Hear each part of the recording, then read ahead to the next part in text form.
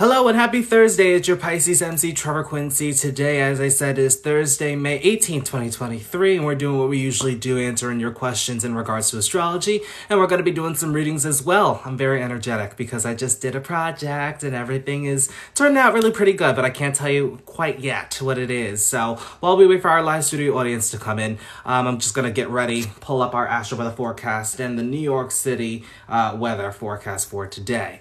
Yeah, so let me actually get this set up as well, too. Give me 1 second.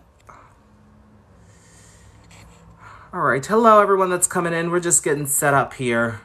Just getting everything set up.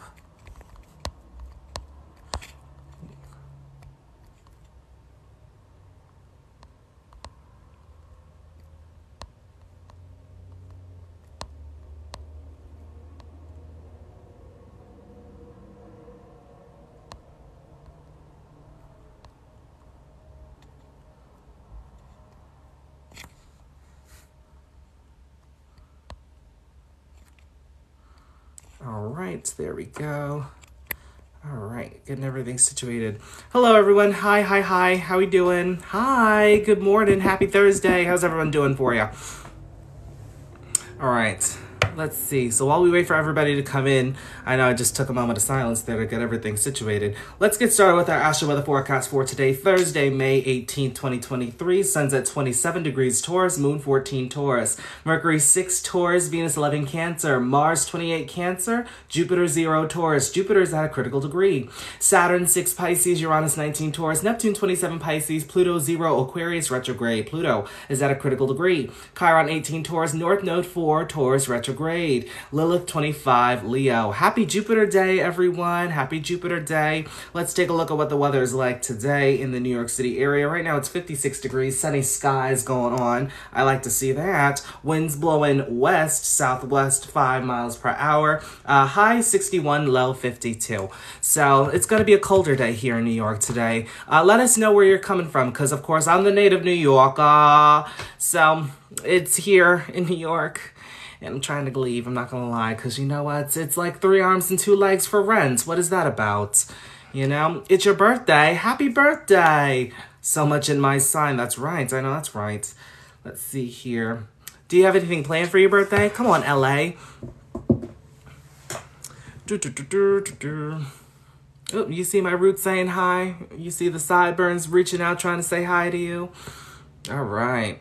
So for those that are just joining in, we are going to be answering astrology questions. Of course, last night we did a Q&A, but today we're going to be continuing doing a Q&A. Of course, if you guys want a reading, they're going to be $15 today. Cash App, Venmo, and PayPal. You already know the drill. Just be able to send your birth time, date, location when you're sending your payment, and we'll add you to the queue. Readings are $15 as always.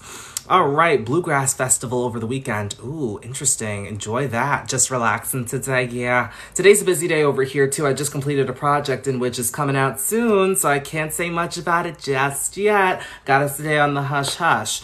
You know, what's the purpose of a Scorpio rising? Well, main purpose is to transform and prioritize your healing journey, but learn the power within yourself. Now, what do I mean by prioritizing your healing journey? This means being willing to go below the surface, accept the darker aspects of life, make peace with your past, letting go of what no longer serves you, letting go of what no longer is in alignment, which in turn puts you in alignment with your dharmic path, the path that you're meant to be on. So I think it's a win-win, but you guys tend to go through a lot of loss in the process. You know, Scorpio risings and Aquarius risings, two of the hardest risings to have because they're the 2 karmic signs in astrology. In regards to Vedic and traditional astrology, I would say, because Scorpio deals with loss and then Aquarius deals with gain. So Aquarius is naturally ahead, which why they call people stupid is because they don't realize how ahead they are, you know? But with Scorpio, they experience a whole lot of loss and it's hard for them to let go. But once they let go, they can elevate in life and they can get in alignment with their dharmic path. All right. I'll be back. Gonna go pay for a reading. Okay, take your time. Take your time. And thank you, Gigi. I love your vibe too. All right. Let's see here. Is that Scotty? Hey, Scotty. How you doing? How have you been? Have you been back to New York lately too? Waiting for more people to apply. See, I'm seeing right here, like my side's like reaching out to say hi to y'all. And I'm trying to, no matter how much I tuck it, it keeps coming out. Do I do readings on here? Yeah, I do readings live. if I can get my roots to stay intact. I haven't, but we'll be there for Pride. Oh, interesting you say that, because as I said, I just did a project, but that's all I'm going to tell you. That's all I'm going to tell you. All right, let's see here. All right, so readings are coming in. So keep sending your messages. Yeah, we should meet up for Pride. Do you have any like plans or meeting up with friends or whatever? But let me know, because I can have my friends meet up with your friends and we can all go together. Sent on Cash App. Yep, Missy, I got yours. We're just waiting for people to come back. Yes, yes, yes. I'll let you know. I'll keep you updated. All right. If you guys have any astrology questions, feel free to continue to ask me. And we're just going to wait until we have more readings coming in. I'm cheering in the parade, then we're going out. Oh, that's right. Look, last year, it was funny because my twin, he knew somebody that like knew the group, and we ended up walking with them, but then we ended up getting our own space. So we ended up taking pictures. It was a good moment. I felt like we were on America's Next Top Model on the Final 2 challenge, and we had the live studio audience. It was a good time. I feel like I want to do that again, you know? But this time around, I have, you know, a repertoire of music that I can literally listen to and then walk to as well. I just need somebody that has a DJ system. Look, you know? All right, let's see here. Advice for Libra Mars. Don't rush in or out of relationships, or don't rush through business dealings as well. Be sure to dot your I's and cross your T's in regards to business contracts as well. You also need to find a source of independence within a relationship, meaning that you need to do your own thing before you guys come together in the dynamic. Now, if there's an issue with somebody else, don't involve other people. Say, for instance, if you have the issue with me, why do you have an issue with me? You know, you better go tell somebody else, but don't tell somebody else. You know, you have to face it head on. It's one-on-one. Doesn't involve other people, you know? All right, let's see here. You went to Pride last year, Molly. How was it? Did you like it? Oh, it was amazing. Fun. Let's see. Let's see what else is going on here.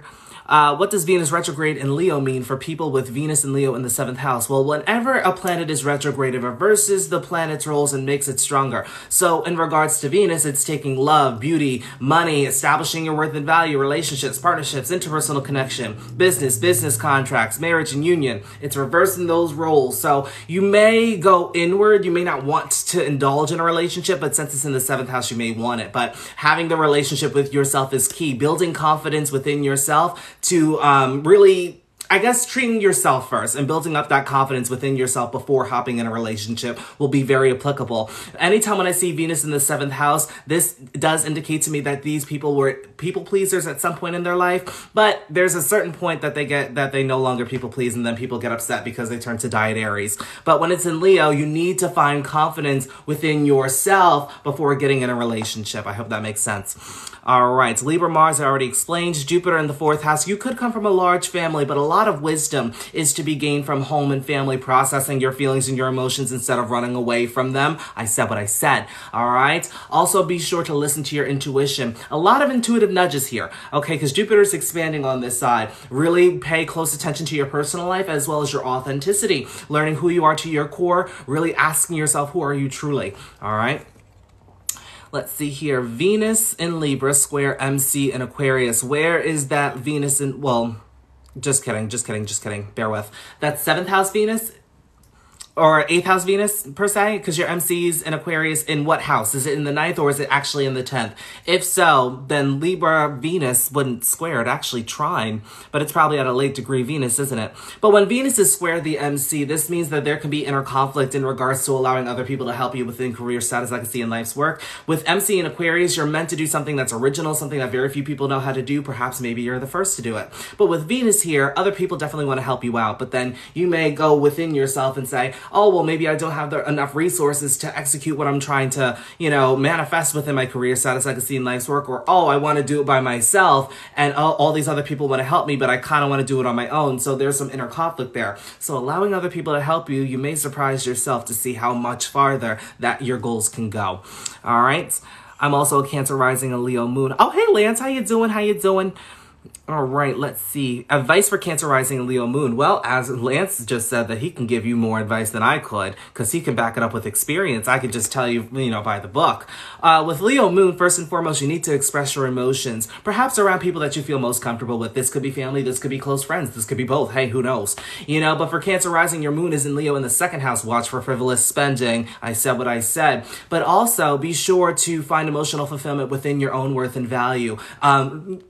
What is that? What am I trying to say? Definitely realizing that you are worthy for not only just material gain, but for whatever is coming your way, and be confident within expressing your worth and value as well. Now, in regards to material security, money may come and go quite frequently since the moon does go through phases. And so when the moon is in your second house, it can wax and wane. But since your first house ruler is in the second house, you have a lot of natural gifts and talents that you need to tap into. Could be very intuitive too. All right. Let's see here. How does Leo have to learn from Aquarius? Well, they're on the opposite axes, so Leo can learn from Aquarius is because Aquarius is quite innovative. They listen to their ideas. It's more of an inner ego. What they can learn from Aquarius, they don't need to express, because Leo is the sign of expression, but they don't need to always express and be so outwardly about every single thing. They don't need to tell everybody every single thing that's going on. Some things are some things are kept left unsaid. I don't know that saying, but you get what I'm saying, right? Yeah. Some things are best left unsaid. There we go. Look at Mercury retrograde, that shadow period. Anyway, but with Leo, Aquarius can teach Leo how to keep things quiet on the hush-hush, and then Leo can teach Aquarius confidence within what you're executing for the future. Oh gosh. All right. What are parallels in astrology? I have no idea. I'm the wrong person to tell you because this is the first time I'm hearing about parallels. All right. Let's see. Can you explain Pluto conjunct Chiron, please? Very transformative wounds. Your wounds may run deep as well. Depending on the sign that it's in can really dictate what's going on there. But when Pluto is conjunct Chiron on a key node, it's a very transformative such situations that have happened perhaps early on too, because Pluto does indicate like early on transformation. When it is conjunct Chiron, these are wounds that you internalize very, very deeply, which means you need to prioritize your healing journey in order to not only heal yourself, but to heal other people, which in turn helps you to step into your power. All right. True about the spending. I said, look. My Venus line is in the ocean for astrocartography. What do? You look up your whole chart. Look up your whole chart and change the time and the location as applicable. Don't just look at the Venus line, because if you're looking at the Venus line, say for instance, if you're trying to move to your Venus MC line, which most people tend to do, it could be a Venus ascendant line as well. You need to pay attention to what else is going on in that chart, because yeah, that line seems cute in the ocean, swimming, trying to collect those rocks and getting cut by that reef, but you have to look at what else is going on in the chart, what aspects are being made to that position as well too. Double tap the screen, y'all, please. Share the love and healing. Thank you. Be sure to like and share to get us out there. That's right. Molly takes a single cruise. Ooh, not take a single cruise. Not this.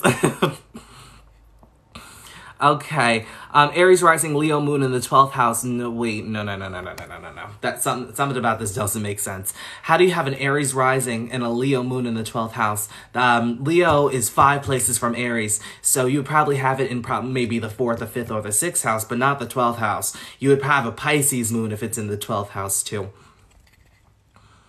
I have a Sagittarius MC, come on, larger than life, with Jupiter in the 9th house in Scorpio. How should we interpret our MC ruler? Well, it is 12 places from itself, so you could be doing something within spirituality, wellness, healthcare as well. You could be a musician. You could do something within divine creativity. This could be music halls, something to do with isolation, perhaps maybe working at hospitals, probably working in prisons as well. But with Sagittarius MC, you're meant to live that larger than life persona, right? You're meant to share your wisdom and experience with people. With Jupiter in Scorpio, it's very truthful. So you've been through some stuff. You've been through some transformation. I said what I said, and you're meant to share your experience despite how deep it may be, because you're meant to help other people to find their own meaning of life as well. But as I said, with 12 places from itself could come with some karmic dealings as well. Could be quite transformative for you too here too. So be sure to establish some energetic boundaries. That way you're not taking on other people's energies. No one's draining your energy or taking advantage of it as well too.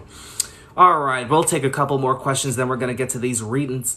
All right, let's see here. Pluto and Sag conjunct, Pluto and Sag conjunct Chiron and Sag, and you're so on point. Okay, what does it mean when it's in Sag. Okay, so Pluto in Sag, I got Pluto in Sag. Chiron's in Sag too. Perhaps early on you could have grew up with a specific belief system or religion, philosophy that didn't quite resonate with you. So your urge to really find a philosophy, a meaning of life, a certain belief system, whatever that may mean to you, and you're meant to find that and expand on that. And this will help you to step into your power just as long as you don't over obsess with this as well. Okay? Now, wherever Jupiter is in your chart can tell me where your wounds come from. All right? All right, let's see. Pisces in the 10th house. Well, I have a Pisces MC. I feel like I'm qualified to speak about this. You need to have a connection with the universe. Really focus on spiritual development to some degree, because when you have Pisces in the 10th house, your career, you ain't going to know what that looks like. But you have the end result in mind. You have the final destination, but you don't quite know how to get there. It's all about the process of getting there. So establishing that connection with the universe, trusting in the unknown, as well as focusing on spiritual development journey will definitely help you to get to that next step and make better sense of what your path is.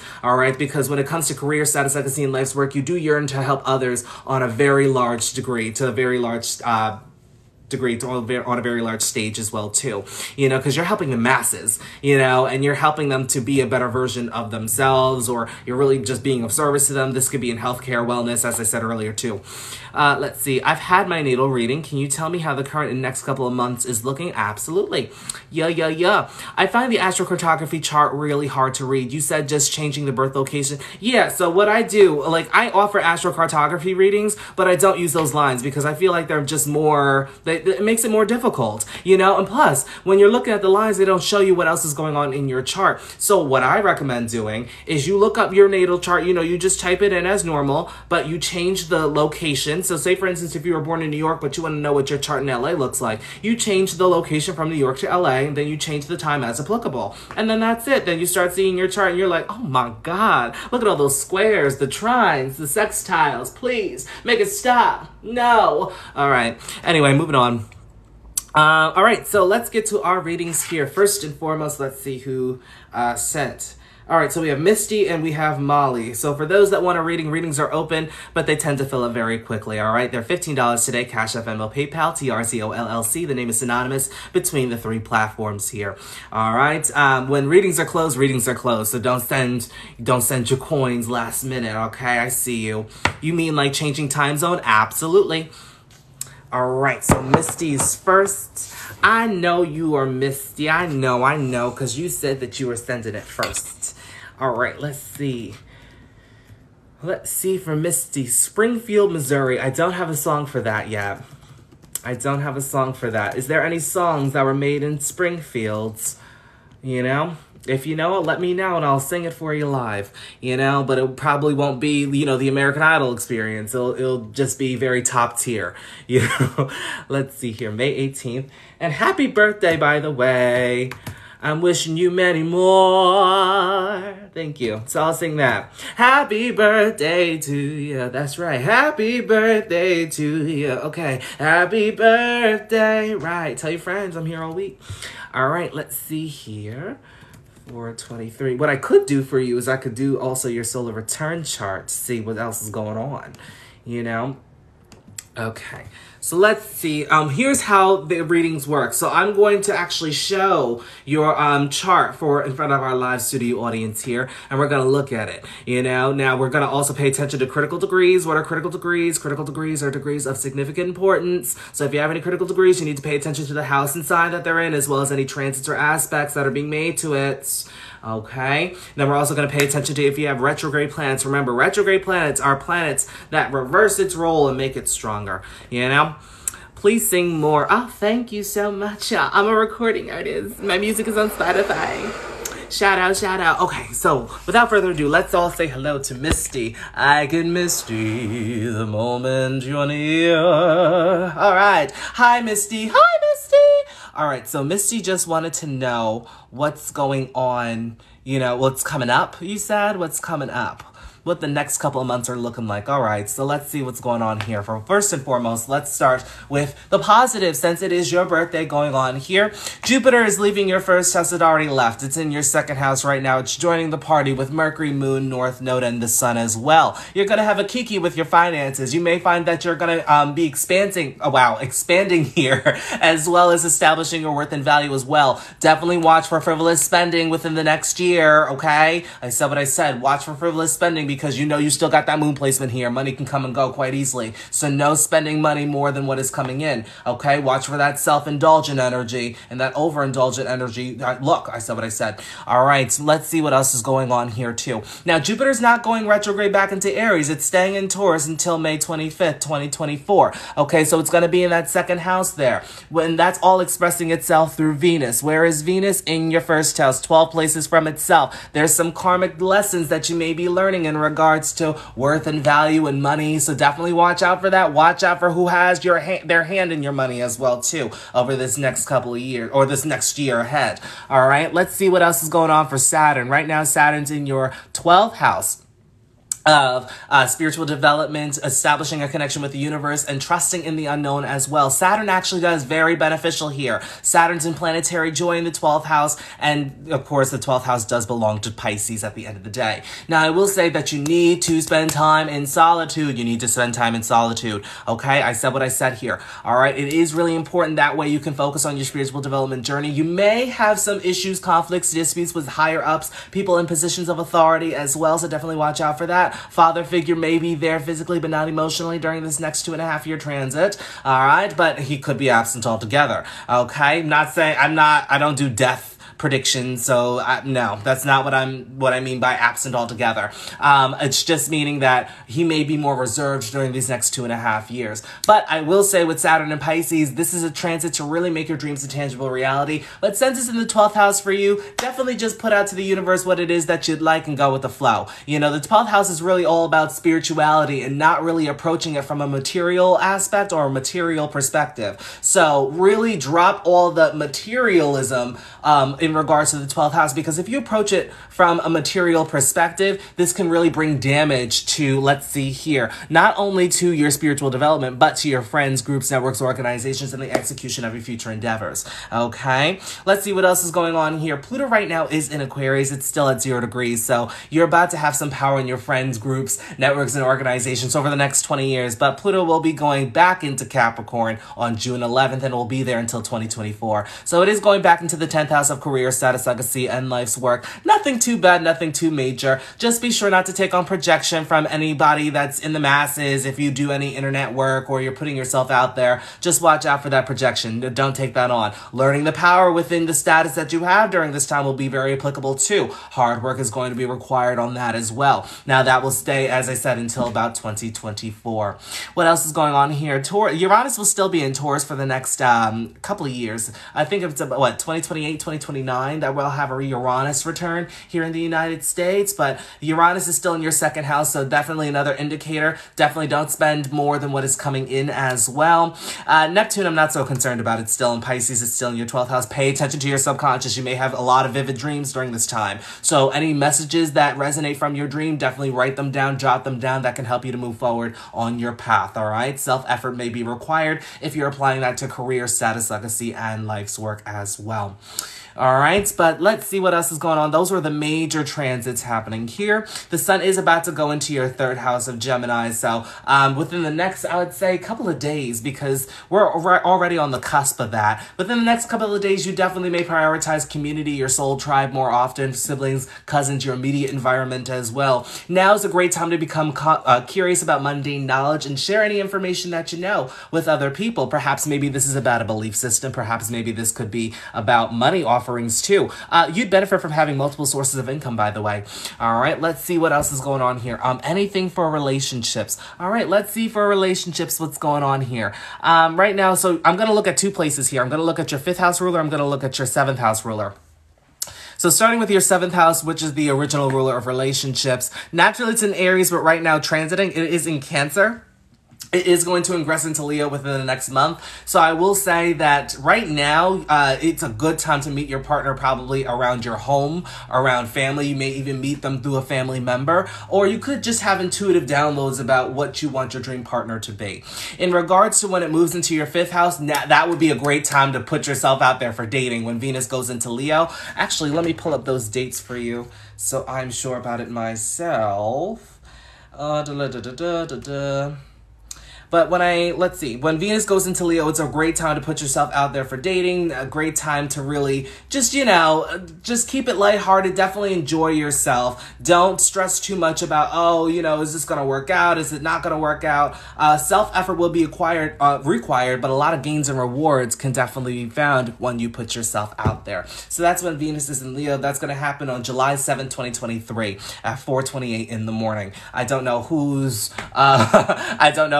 time zone that is, but July 7th. So in July would be a great time to put yourself out there. But in regards to dating, right now it will be 11 places from itself when that sun goes into Gemini. So I would say if in the case that you meet somebody within your community within the next month, that could be a great date or a source for a person to go out with. Doesn't necessarily have to be romantic. It could just be platonic as well. So I would say next month would be a great time to start putting yourself out there and, marketing yourself well, if you know what I mean. All right. Let's see in regards to finances. As I said, finances, as I said before, just be sure to watch for frivolous spending. I'm going to take a look at having fun as well in regards to going out and getting money from gambling or whatever. I don't necessarily recommend it, but you can gain a lot in Gemini season if you have fun, but I didn't tell you that, okay? In regards to paying attention to your ideas, Jupiter is going to be, right now, Jupiter is squaring your natal Jupiter here, so you may feel a bit of inner conflict in regards to your future endeavors. It is really important to note that you have everything that you need to get to that next step. Anytime when I see Jupiter is in a square with the 11th, this does talk about resources specifically, because it's not the ideas you have, but it's more the resources to make those a tangible reality. So just pay attention to what is around you right now. That'll help you to get to the next step, all right? But that's pretty much all I'm seeing for you for the next couple of months. Happy birthday. Keep me updated about what's going on within this next year for you, all right? Take care. Bye-bye. All right. Let's see who's next. Mama did say, Daddy may. Molly is up next. Sounds good. Thank you so much. Of course. Ooh, wow. Molly, I'm going to need a favor from you. Can you send your birth information to my Instagram? Do not send it on here. All right. Because we don't know who is, we don't know who's lurking. My biggest question is with relationships. I got you. Do you offer astro chart and solar return reading? Yeah, of course. I could do that. What's going on there? It never has anything going on. Oh, no. I just need your birth information, time, date, and location, because without it, I can't post it. So while we wait for that, if you guys have any other questions, feel free to let me know. Thank you. Also, give Melon some love, okay? Because I uploaded 3 videos yesterday or 2 days ago, and I was feeling my oats with those videos. So you give her some love. Can we pay for a reading on this live? Absolutely. All you have to do is send $15 to my Cash App, Venmo, or PayPal, TRZO LLC. The name is synonymous between all 3 platforms. My birthday is tomorrow. Can I get a chart reading? Been searching for one. Of course, just send your information to TRZO LLC, Cash App, Venmo, or PayPal. It's only going to be $15. I'll give you a birthday read, of course. Okay, so Molly is sending now. I will pull that up.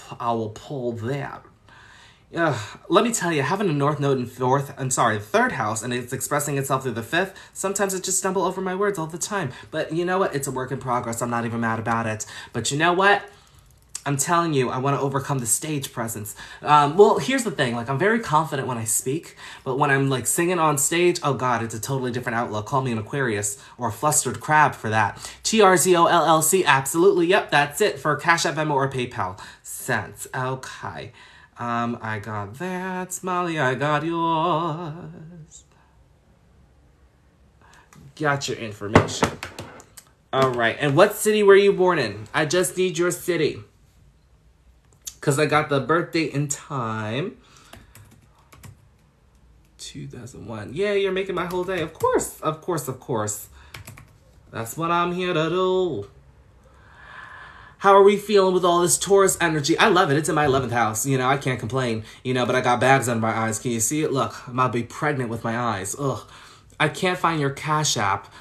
Try in all caps. TRZOLLC.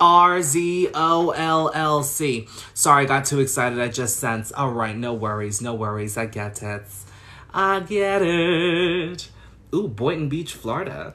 I said it as if I know what that is or where that is, too. Is it near Del Rey?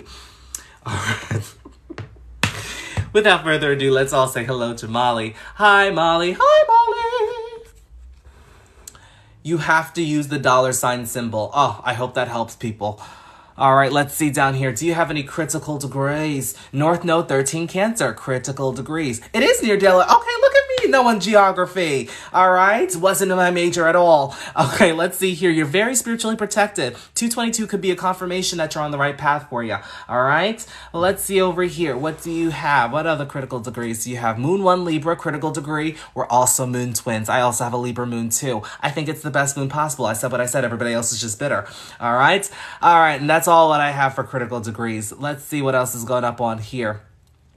Nina, I got your Cash App. Thank ya. All right, in this lifetime, you're really meant to focus on relationships, partnerships, interpersonal connection, business contracts. With that moon conjunct the ascendant, any action that you take towards your life's direction, particularly towards career status, I can see in life's work, it needs to resonate with you emotionally. If it doesn't resonate with you emotionally, it doesn't make the cut. It's a chop. It just didn't make it to the next round. It's sick, I know. I know your opinion on Libra moons and my Taurus and Saturn.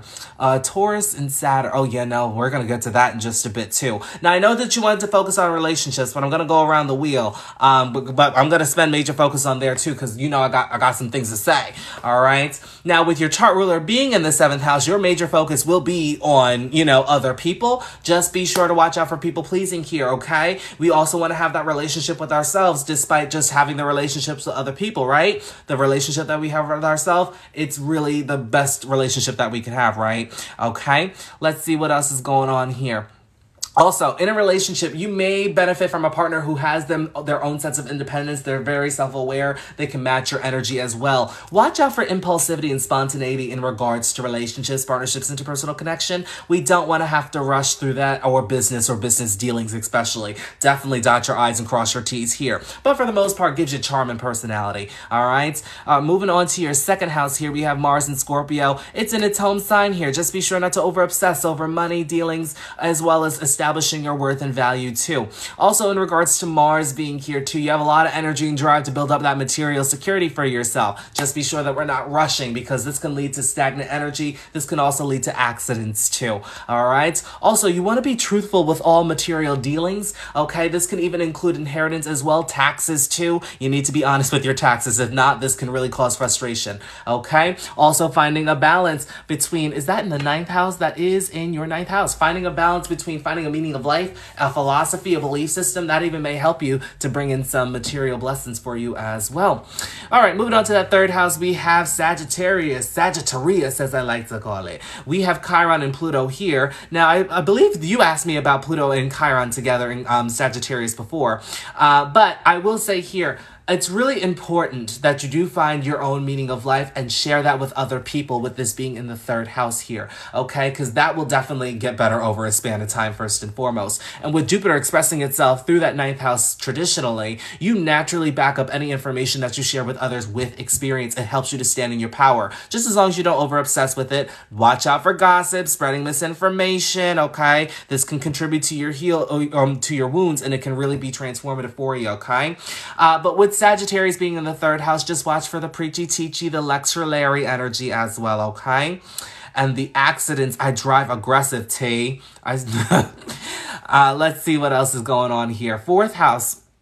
Oh, also, by the way, now your 3rd house ruler is 7th from itself. What do I mean by that? We're using derivative astrology here, so we always want to start with that. If we're looking at the chart, the 3rd house ruler, we always want to start with this. 1, 2, 3, 4, 5, 6, 7. Look at that Jupiter in Gemini. Is that at that critical degree? Let's see. It's not, but it's at that 1, okay? But it's 7 places from itself, which means that you can definitely find a relationship based off of your belief system, definitely can start a business based off of spiritual practices, as well as sharing mundane knowledge. You can even be seen as a teacher, okay? With your 4th house being in Capricorn, nothing happening here, and God bless you there, because let me tell you, 4th house in Capricorn, not an easy placement to have. Can indicate a harsh relationship with home, family, specifically the mother figure early on. There is nothing here to indicate that as well, but I will say on a general note, you may come into a chosen family, because early on you may have felt that you didn't give the love and the nurture that you got from family, but let's see here. It is 5 places from itself, so I will say processing your feelings and your your emotions will definitely help you to build up some confidence for yourself as well. Just be sure to express that here too. Prioritizing that healing journey will really help you tenfold,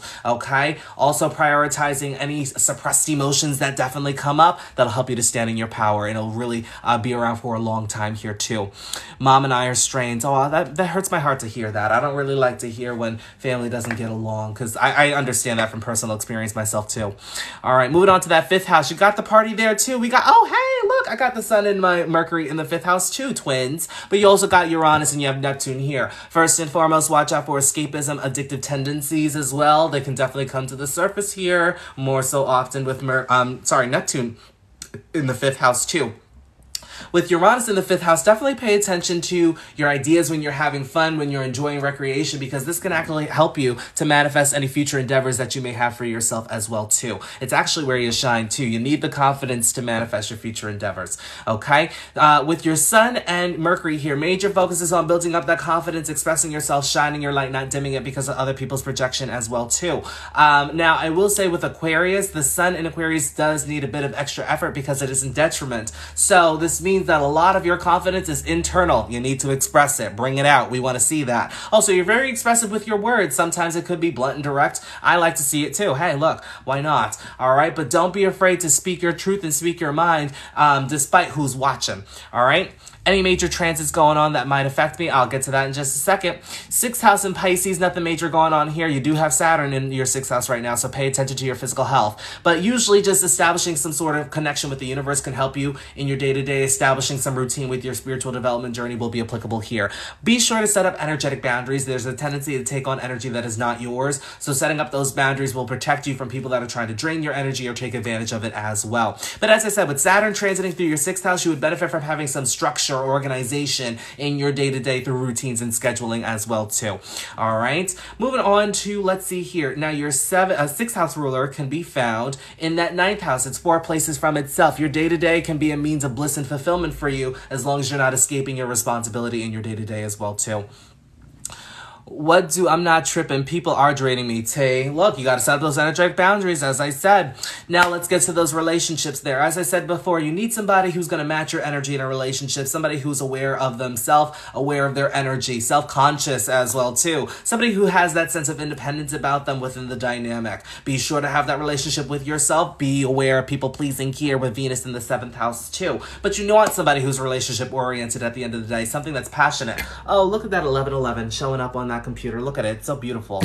All right. Now, with your 7th house ruler being in Scorpio, it is 8 places from itself. Now, I'm not going to lie to you. So relationships could be a bit transformative for you. Could be karmic to some degree. But it is transforming you for the better. Okay.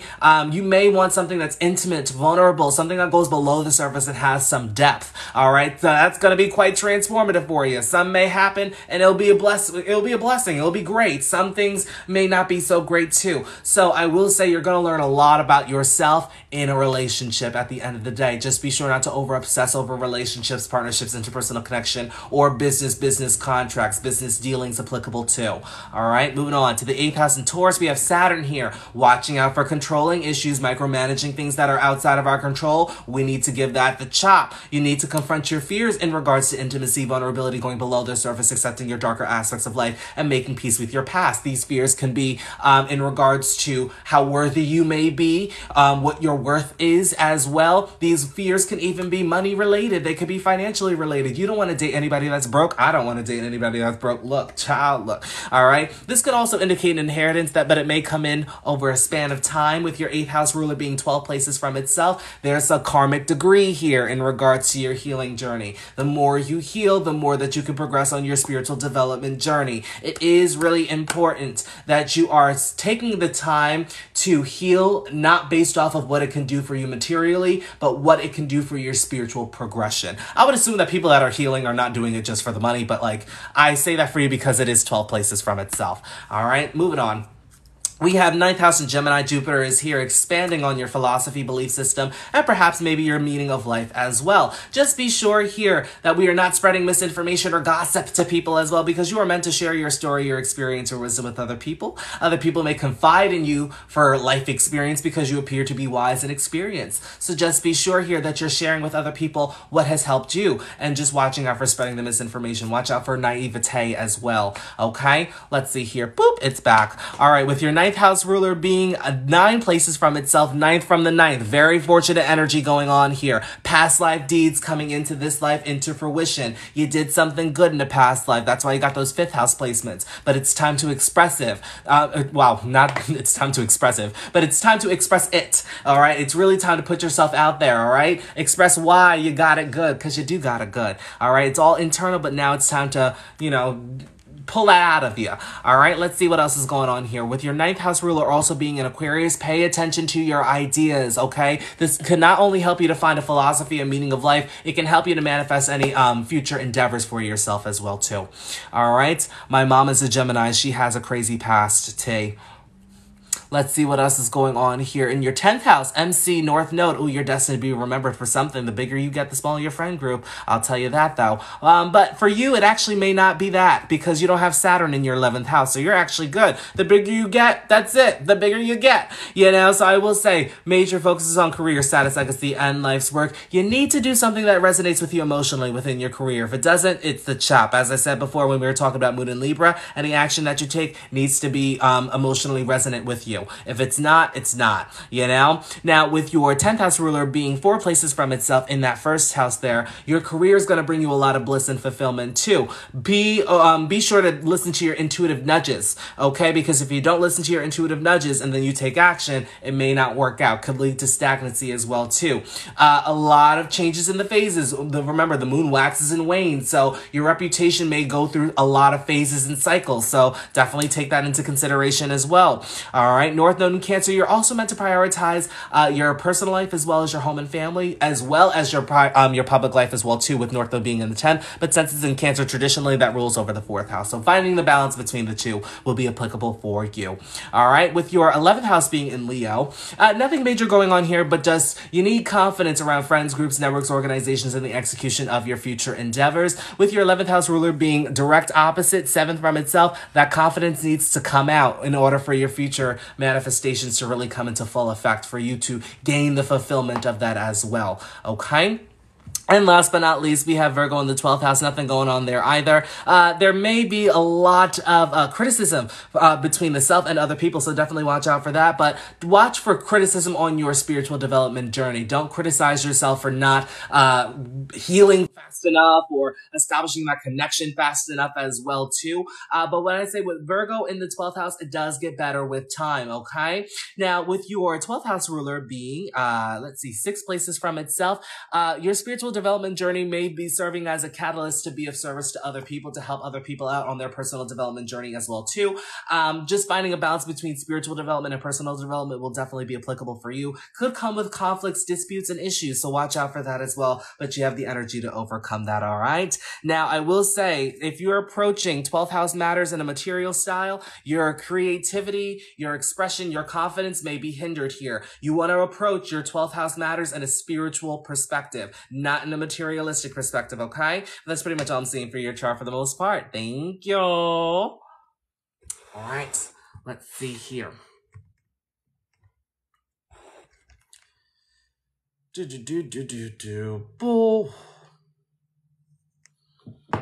All right, so we have Nina up next. Nina is up next, followed by Brittany. Then we have Anne, okay? It does get the chop, absolutely. Absolutely. All right, let's see who's next. We have Nina up next. And for those that are just joining in, we are doing readings today as well as answering your astrology questions. So if you do have astrology questions, I'm not seeing them so much today, but if you have any questions, be sure to ask them down below. And if you want a reading, they're going to be $15 today. Cash App, Venmo, PayPal, TRZO LLC. Wow, I don't even know why I started that awkward pause. It's going to be $15, as I said. Just be sure to include your birth information, time, date, and location as well. Does any major transits affect me? Yes, right now, yes or no? Oh, God, I meant to do that. Hold on. So before we get to Nina, let me go back. because I did mean to do that. So let me see that. Okay. And Boynton Beach, Florida, and 210, 2001, and 906. Let's see what's going on here. I'm so excited. This is my birthday present to myself. Oh, happy birthday. Everybody's birthdays today. All these Tauruses. I love to see it. I love to see it. What do you think about composite chart? Oh, I love composite charts. I haven't done much of them though, you know, but I love seeing them, you know. Okay, so let's see what's going on current day for you. Okay, so Jupiter is about to be 12 from itself from your original chart because you have Jupiter in Gemini. So Jupiter's in Taurus currently right now. It's in your 8th house. You're gonna go through some transformation, aren't you? Watch out for taking on other people's karma. All right, that's the only thing I'll say, because things may not start with you, but they'll finish with you during this transit, during this next year and a half. You may come into an inheritance. It may be a big inheritance. Do not spend it frivolously, and watch out for self-indulgence. You know, you can spend on yourself, but not too much. All right, you may gain a lot of wisdom during this time. Be sure to share that with other people instead of keeping it within yourself. All right, let's see what else is going on here. Saturn, as I said, was in Pisces, so I went over Saturn before. Just watch your physical health during this time. You benefit from having structure and organization in your day-to-day as well. Remember, the universe is getting you to execute any future endeavors that you may have for yourself to make your dreams a tangible reality. I cannot talk today. To making your dreams a tangible reality with Saturn and Pisces in your 6th. Also, I will say, just be sure not to overwork yourself to your detriment during this next 2.5-year period, okay? Let's see what else is going on here. Pluto is in Aquarius right now in your 5th house, but it is going back into your 4th house. I know it's not gonna be the easiest of transits with Pluto going in your 4th. You could be breaking a generational curse during this time. So when Pluto goes back into your 4th house on June 11th, it should be June 11th. It's gonna be there until about 2024, but it's not gonna do that much damage. But just be sure here that we are letting go of any emotions that does come up to the surface, okay? But when it goes back into your 5th house, power could be found when you establish your confidence, the meaning of life, a certain belief system. And also, watch out, definitely establishing your connection with the universe during this time as well will definitely be applicable when Pluto goes back into your 5th house too, because it's going to be conjunct Neptune. Let's see what else is going on here. Put a dab of honey on that tongue to fix it up. I shouldn't I? Let's see what else is going on. I said Pluto, Uranus is still in Taurus in your 8th house there. Sudden transformative changes can definitely happen. That's going to happen for the next couple of years though. Let's see. The sun is going into your 9th house, because right now it's in your 8th house, so major focus is on transformation and your healing journey. When it's going into your 9th house, major focus is going to be on finding a philosophy, a meaning of life, a certain belief system. Doesn't necessarily have to be spiritual, but you're meant to expand on that during this time, because sun will be conjunct your Jupiter, so that'll be a major time for you to focus on finding your own meaning of life. And then let's see here, what else is going on? Venus right now is in Cancer in your 10th house, so other people may help you to on your career status, legacy, and life's work to really build that up. They may give you resources. Take advantage of those resources. Take advantage of those opportunities as well. Mars right now is in Cancer as well too, so energy and drive is towards career status, legacy, and life's work. It is going into Leo in the near future. I think at the end of this month, if not next month. So it is going into your 11th house. Just be sure not to rush through executing your future endeavors or rushing in or out of friendships, groups, networks, and organizations as well. But that's pretty much all I'm seeing for your chart for the next couple of months. All right. Thank y'all. All right. Let's see. Anything with relationships? I said it before. Yeah, so with relationships, I'm paying attention to Mars since it is your relationship planet. And I'm also paying attention to Saturn too, since it rules over your 5th house for dating. But for for Venus, as I said before, or for Mars, because it rules over your 7th house, you need somebody who's going to have that sense of independence in a relationship, somebody who is very self-aware, somebody who knows themselves, that is conscious of their energy, and somebody who's not as impulsive and spontaneous as well, okay? But with your 7th house ruler being in that 2nd house, it's 8 places from itself, so this may be a transformative relationship, something that has that depth, something that is intimate and vulnerable as well, but just be sure that we're not over-obsessing over relationships too. Your partner may be financially stable as well too, but currently, Venus is in the 10th house, so you may attract somebody who's well-established, somebody who is focused on career status, legacy, and life's work too, but since Venus is crossing over your North Node, this could be a fated event if you have not already met them. All right. Let's see what else is going on here. For your 5th house, that is manifesting in the 8th house there. So if you're dating, I would say just be sure not to gain like a quick, you know, it needs to build over a span of time. So anything that's like the quick connection may be karmic. So watch out for that. All right. But that's pretty much it for relationships. All right. All right. Oh, I missed a lot here. Put a dab of honey on that tongue. They'll fix it right up. I may have to do that because I'm like tongue-tied right now. Let's see. I love you. Thank you. Thank you. Love you too. Let's see who's next. All right. Nina is next. Where is the Nina, Pinta, and the Santa Maria? Where are you from? Maryland? Is Rockville near Baltimore? I gotta know. I have to go. Have a lovely day. Thank you. You too.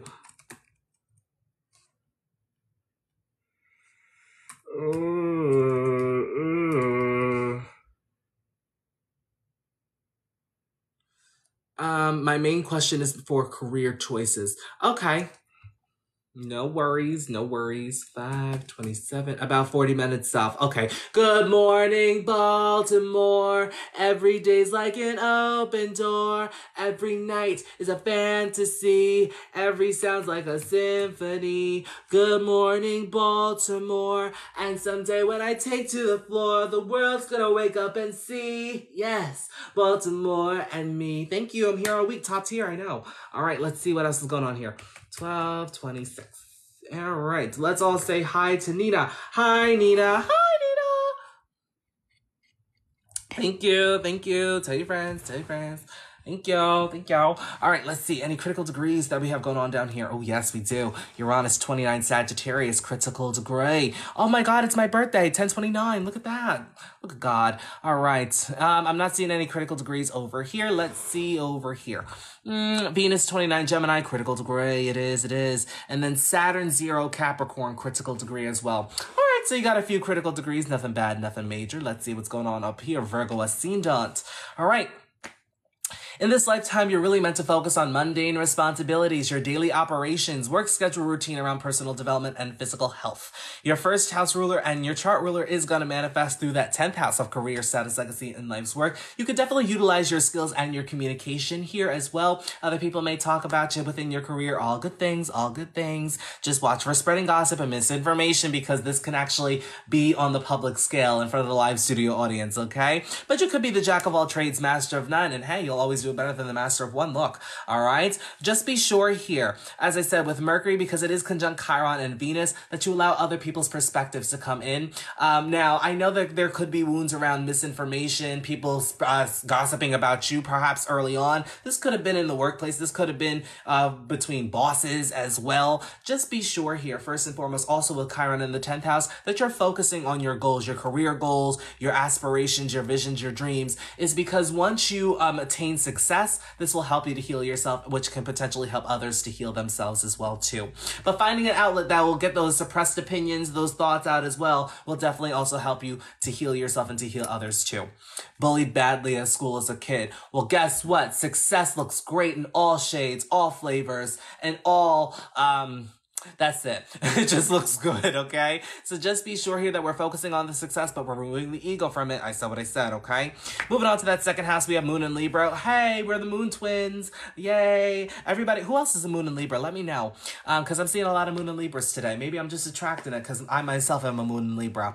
But with Moon and Libra in that 2nd house, money can definitely wax and wane. Watch for frivolous spending here. Make sure that we're not spending more than what is coming in. You need to find the balance between giving and receiving and not equating your money to your worth and value will definitely help you out here too. Okay. Now with Venus ruling over your 2nd house here, watch for overindulgence. Okay. Self-splurging, it's okay in moderation, but overdoing it, not so great. Okay. With your 2nd house ruler being, let's see, 9 places from itself, that Venus in Cancer. Nope. It is 9 places from itself. This can actually help you to find a meaning of life. Establishing your worth and value can help you to find the belief system, a philosophy, your way of life as well. Now, I also will say anything that you do within the career field can also be a source of income for you, obviously, too. All right, let's move on to that third house in Scorpio. Ooh, learning the power behind your words is going to be very, very important here, okay? Sometimes we have the tendency, when we have Scorpio in the third house, Mercury in Scorpio as well, we talk mindlessly. Sometimes we're just, expressing ourselves, doing our own thing here. You have to be cautious. And I'm not saying that you have to change anything, but just be cautious that you're learning the power within your words, is because we have the ability to trigger other people's unhealed wounds because we speak truth in all that we say and all that we do. All right. So when we're speaking mindlessly, we may not be aware of whose wounds that we're triggering. All right. So you're actually giving them the ultimatum to heal or to project. 9 out of 10 times they're going to project. All right. So don't give in to that as well. You also have an ability to back up any information that you're sharing with other people with experience. Continue to do that. That'll definitely help you to expand as well, okay? And it'll keep you grounded too. Just be sure that we're not being too dogmatic within our belief systems, okay? I said what I said, all right? But that will help you to stand in your power just as long as you don't over-obsess over communication and developing your skills, all right? With your third house ruler, it's in the third house in modern astrology, so I will give that to you. But with your traditional ruler of the third house being in Pisces, it's 5 places from itself. Speaking your truth will help you to build up your confidence and express that out despite who is watching you, who's projecting you, because that'll help you to stand in your power even more so, okay? Fourth house in Sagittarius, we have Saturn. We also have Uranus here. I just want to be sure that Saturn is in Sagittarius. Oh, no, it's in Capricorn. So it's technically going to be in the 5th. So with your 4th house having Uranus here, this could actually indicate an unconventional upbringing. Perhaps you have an absent parent here. Could be the father, since it's conjunct Saturn here. But because of this unconventional upbringing, there's definitely been something a bit different about the way that you were raised. But this is actually helping towards career, status, legacy, and life's work as well too. This can even help you to establish some sort of foundation for yourself moving on. Pay attention to your ideas when you're processing your feelings and your emotions, or you're getting intuitive downloads as well. This will help you to manifest any future endeavors for yourself, as well as help you in your career, status, legacy, and life's work too. Father was in prison my whole life. Very eclectic mother. Interesting. Now, my question is, do you come from a big family? Are they very caring for you? Because with your 4th house ruler being 6 places from itself, sometimes they could be the naggy patties. I said what I said. They could be the picky patties too, but hey, they know what they want. They're all well. They could be of service. They like to help other people, but sometimes it could be a little too much for you, okay? Also, be sure not to run away from your own emotions. Sometimes Sagittarius tends to do that. They don't face it head on. So face it head on despite who is watching, okay? Huge 6-6ers. Oh, wow. Mean Girls crew. Come on, Mean Girls. All right, moving on to that 5th house there. We got Saturn. We have Neptune here. Watch out for addictive tendencies. Definitely watch out for escapism as well. Okay, this could be quite karmic for you with it being in Capricorn. With your Saturn being in the 5th house, major lessons on confidence, expressing yourself and shining your light, not dimming it because of other people's projection. That seems to be a theme for you here. Now, with Saturn being in the 5th, this could mean that early on it was a challenge or an obstacle for you to express yourself because there was always some sort of reprimanding from other people in your environment. It could just be people that you went to school with. Now, I know that you said that you were bullied early on, so it was hard for you to express yourself. You could have kept that restricted within you. You're going to learn a major lesson that it's not all about work. You really just need to learn how to express yourself and to have fun in the moment, okay? Because once you learn how to have fun, this is really when your dreams start to become the reality for you, because you yearn to really be confident and express yourself and be recreational within life as well. But it could be hard for you to express that in your day-to-day. Only reason why I know this is because I have Chiron in the 5th house, and I of course I'm confident on live, but then when I'm singing on stage, I'm a flustered crab, but you got to do it. Even if you're doing it scared, you got to do it. All right. Because that's preparing you for not only your career, status, legacy, and life's work, but for anything that you're trying to manifest for your future endeavors too. I'm telling you, you're going to be something big. I see it.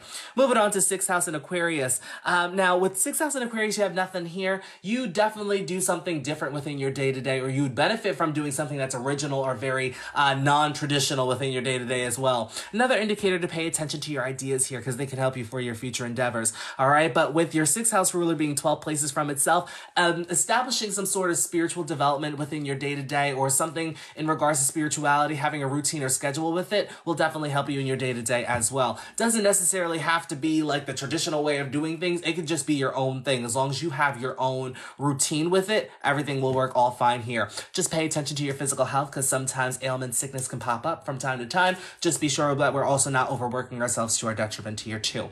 Sixth house is all about being of service to other people. With Aquarius, it's going to be trial and error, you know, so you're not going to get it right the first time round, but hey, keep doing it, all right? Moving on to that seventh house, we have Mars in the North Node in Pisces. Aren't you destined for the relationship? Yes. You're definitely going to meet somebody who's going to have that soulmate type of connection with you, but you may have your fair share of karmic relationships before you get it. The universe really wants to let you know about this area of life since it's most unknown to you, so be sure that we're not rushing in or out of relationships, okay? Or rushing through business or business dealings to look. You definitely want to not escape any contracts there. You want to read all your contracts because if not, you can be stuck into a contract in perpetuity, all right? But also, you're moving towards spiritual development, establishing that connection with the universe and focusing on spiritual development journey. You actually may find a partner that will help you to do this. And with a ruler of your seventh house being in sextile in your ninth house, this is going to be somebody who shares a similar belief system with you as well. Of course, self-effort is required in order to learn the dynamic here, but you need to become more conscious about your energy within relationships, partnerships, interpersonal connection, business contracts as well, because there are things that are hidden here. Paying attention to your subconscious as well as your dreams will definitely help you to better navigate this area of your life too, okay? With your, I already said it, with your seventh house ruler being in the ninth house, very fortunate energy too here too, okay? But as I said, don't become too dogmatic in your beliefs. You want to keep that open mind there, all right? Moving on to your eighth house. In Aries, just be sure that we're not rushing through our healing journey or a transformation. Okay, this can definitely lead to stagnancy there, and it can also lead to some undoing to some degree. But with Aries in your eighth house, nothing major is going on. Mars is 12 places from itself. There could be some karmic things that you're dealing with that need to be dealt with in a sudden fashion as well. Establishing some energetic boundaries will definitely help you out here, but do not rush through your spiritual development journey or your transformation as well, as I said before, okay? Ninth house in Taurus, we have Jupiter here, very fortunate energy here, definitely expanding on your philosophy, belief system, and meaning of life. But with it being in Taurus, this can even bring expansion to your financial stage as well as establishing your worth and value. Just be sure to find a balance between giving and receiving and not equating your money to your worth and value as well. Right now, you're going through your Jupiter return. That's right. You're the prom queen in the universe's eyes. So just be sure here that you are not overly spending on yourself, okay? Let the money come in, put something away for savings, all right? Now, with your ninth house ruler being, two places from itself, your belief systems can actually serve as a sense of income for you. Also, with ninth house ruler being in the 10th house, you may get a lot of favor from higher ups, bosses, authority figures later on in life. So probably after your Saturn return or maybe sometime in your 30s as well too. With your MC being in Taurus, whatever you are creating in your career status, legacy, and life's work, it is going to require patience, okay? Taurus is like watching paint dry, all right? But I will say it requires patience because whatever you are creating for yourself, it's going to be around for a very, very long time, all right? Moving on to your 10th house here, we have Sun in Gemini, we have Mercury, we have Chiron, and we also have Venus as well, too. Sun in Gemini, major focuses on career status, legacy, and life's work. We have Mercury here. You could definitely utilize your skills and your communication here too. You even may be a public speaker, and it may help you to heal not only yourself but to heal other people as well. As I said before, just be open to other people giving their resources to you or helping you to grow your career status, legacy, and life's work too. In a relationship, don't become too dependent on external stimulation, because in a relationship you like to be, stimulated. You don't like to be bored. You get bored easily. I get that. But just don't form that dependency on the external stimulation. You may attract a partner that is well established in their field. They may be focused on career status, legacy, and life's work themselves as well. Could be very intelligent, very smart too, but very communicative as well. Moving on, with your 10th house ruler also in the 10th house, you could find yourself in an authoritative position. You could be an entrepreneur. You definitely could be the CEO of something, but you could have a major position in a company, or if not, your own. Okay, moving on to the 11th house, we have Cancer. Anything that you're executing for your future endeavors just needs to resonate with you on an emotional level. If it doesn't, then it's just not going to make the chop. Friends, groups, networks, and organizations can definitely serve as a sense sense of emotional support for you, with your 11th house ruler being, let's see, 4 places from itself in Libra here. Your friends, groups, networks, and organizations can actually be a source of fulfillment and bliss for you as well too. All right. Last but not least, we have Leo in that 12th house there. You need to find major confidence within spiritual development, establishing that connection with the universe and trusting in the unknown. This will definitely get better over a span of time.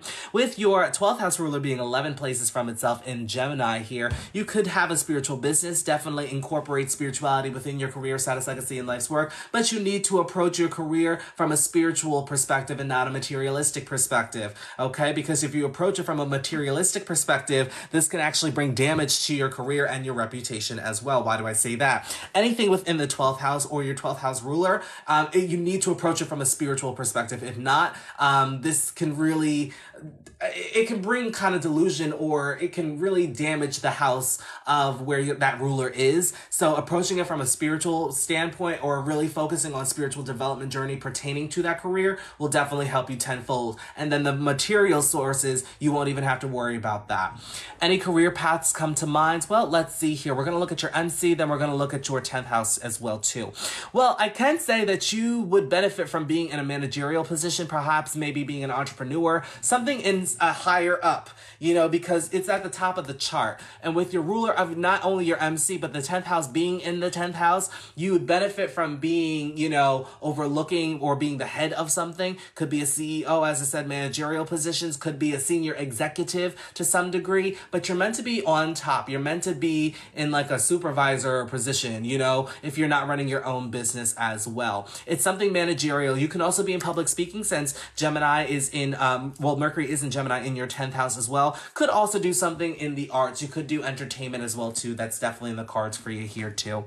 But that's pretty much all I'm seeing for your chart for the most part. Thank y'all. Woo! Good enough. All right, let's see what else is going on here. All right, next we have Brittany. She's a native New Yorker. She's from Buffalo, New York. Buffalo, as they call it. M.XXRE444. Don't put your information here. We don't know who's watching. They could take advantage of your energy. Don't do it. Everybody, bird box, bird box. Okay, it's a bit traumatic. Don't be alarmed. I'm good.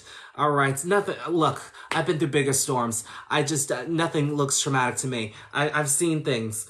Trust me, you know, nothing in a chart scares me. No. Let's see. Do empty houses mean anything? They just mean that you don't have any permanent lessons or prominent lessons in regards to that house. So pay attention to the chart ruler. Or not the chart ruler, the ruler of the house. That's what I meant to say. All right, 1989, and you were born at a time that is synonymous with a highway. That's in a state. Who knows? No, don't do this. All right, everyone, let's say hello to Brittany. Hi, Brittany. Hi, Brittany. What trauma? What traumatic? Where? Let's go. Let's see these critical degrees. All right, let's see here. North Node 0 Pisces, critical degree. That's it over here. Let's go over here. 1212, oh, divine completion. This could be a confirmation that you're on the right path. All right, so let's see what else. You only have 2 critical degrees. You have Saturn 13 Capricorn, and you have North Node 0 Pisces. That's it. That's it. The blasted Scorpio moon.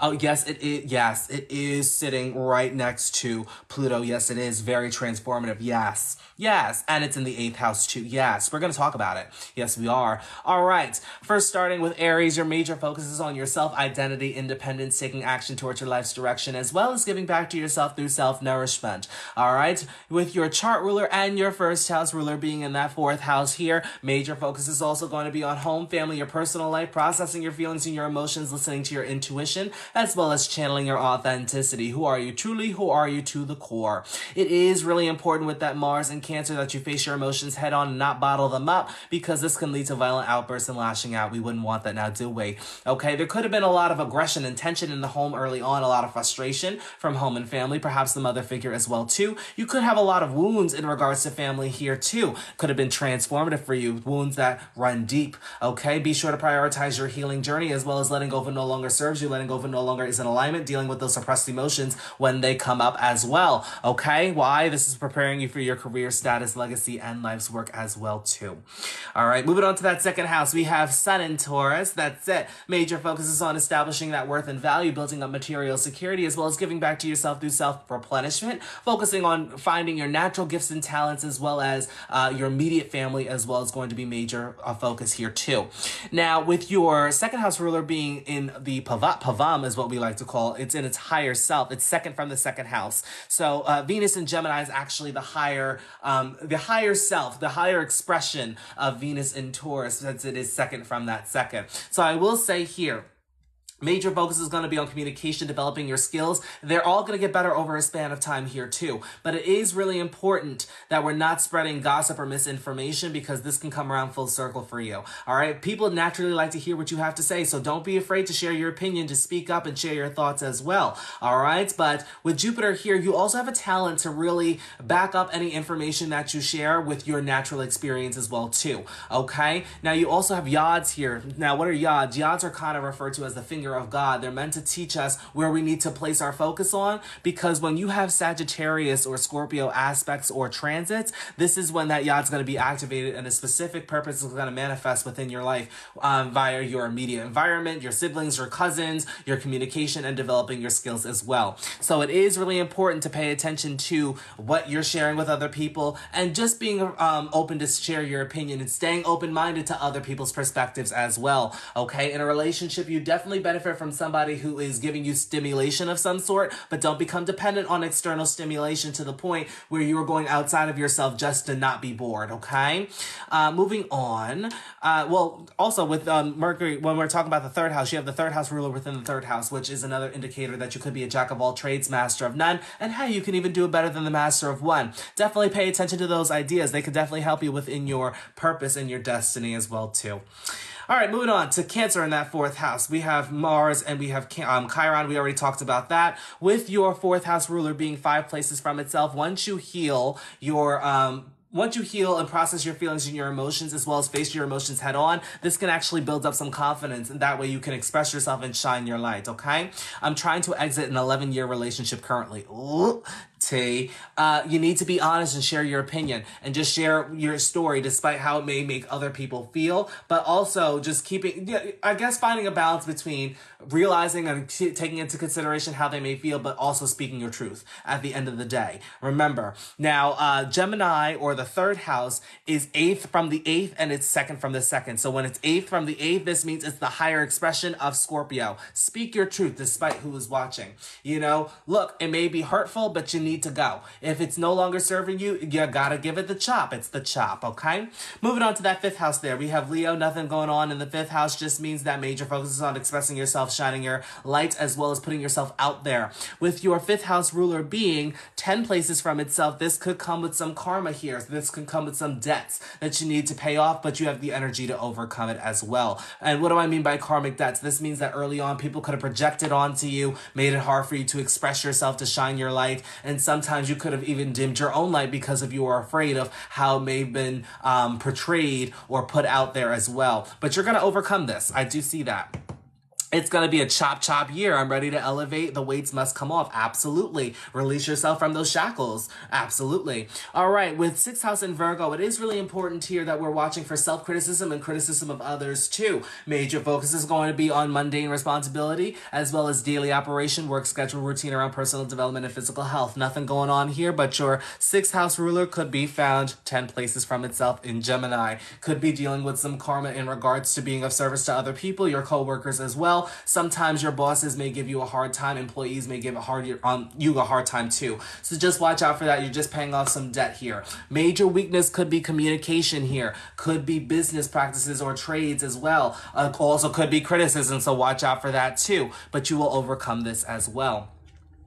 With your 7th house ruler being in Libra, nothing major going on here. Focuses on relationship, partnerships, interpersonal connection, business contracts. These are qualities that could have been expressed early on in life or even in a past life as well. With your 7th house ruler being 9 places from itself, a relationship can help you to find the meaning of life, and it can help you to expand your belief system or your philosophy as well. Just watch out for naivete, okay? You're definitely going to gain a lot of experience in this arena too. Be sure to find the balance between giving and receiving, and also watch out for people pleasing too. Getting closer to that moon, I'm eternally emotional, extremely critical of a person. All right, let's see here. Now let's get to the elephant in the room. The reason why we're here, that moon conjunct Pluto and Scorpio. Very transformative emotions that you've gone through. You've gone through a lot of transformation within your life that has definitely affected you emotionally. You yearn for a deep connection at the end of the day, something with intimacy and vulnerability, somebody who's not going to hurt you, but you want truth. You want somebody who's going to be around despite the things that, when things get bad. Okay, so it is really important that you're prioritizing your healing journey and your transformation. Going below the surface, accepting the darker aspects of life, making peace with your past, letting go of what no longer serves you, and letting go of what no longer is in alignment, which in turn puts you in alignment with your dharmic path. With Moon and Scorpio here, emotional fulfillment can be found when you're stepping in your power and you're letting go of what no longer serves you either too. Just as long as we're not over-obsessing over our healing journey and our transformation as well. Wisdom is also going to come from this placement. You're meant to share that out with other people. This will not only give you emotional fulfillment, it'll help you to stand in your power too. Your healing journey is also going to do wonders for your career, status, legacy, and life's work. Self-effort, of course, is required. When you deal with any suppressed emotions, you're going to actually process your feelings and your emotions. That can aid in that process as well. So it's actually very beneficial placement too. It's also at the apex of a major yod here too. So when Taurus placements are activated, I can even see early Gemini, late Aries. So when you're having Taurus transits or when you're even having your solar return, this can activate a major purpose for you. This can mean an inheritance. This can mean a transformative experience for you, just to give you wisdom. But remember, the 8th house is all about surrender and letting go. Okay, so be sure that we're letting go of what no longer serves us. Yep, you said it. Bye, baby daddy. It's been a cute decade. Right, look, the 2010s have been cute, but we're now in the 2020s. Yes, moving on. All right, with your 8th house ruler being, let's see here, 9 places from itself. Once you prioritize your healing journey, this is going to expand your belief system and your philosophy. It can even help you to find a meaning of life as well. Could be quite fortunate for you here too. All right. Moving on. Oh, did I say 8 places for you? I said 9 places. Cool. That's tomorrow. We're outside, baby. New me. That's right. New me, new day, new phone. Who dis? All right, moving on to Sagittarius in your 9th house. Nothing major going on here. Major expansion could be found through your philosophy, meaning of life, and the belief system as well. With your 9th house ruler being opposite, 7 places from itself in Gemini. Just be sure to back up anything that you're sharing with other people with your experience as well. Okay, communication, developing your skills, siblings, cousins, your immediate environment can definitely help you to find a meaning of life as well as a certain philosophy in life too.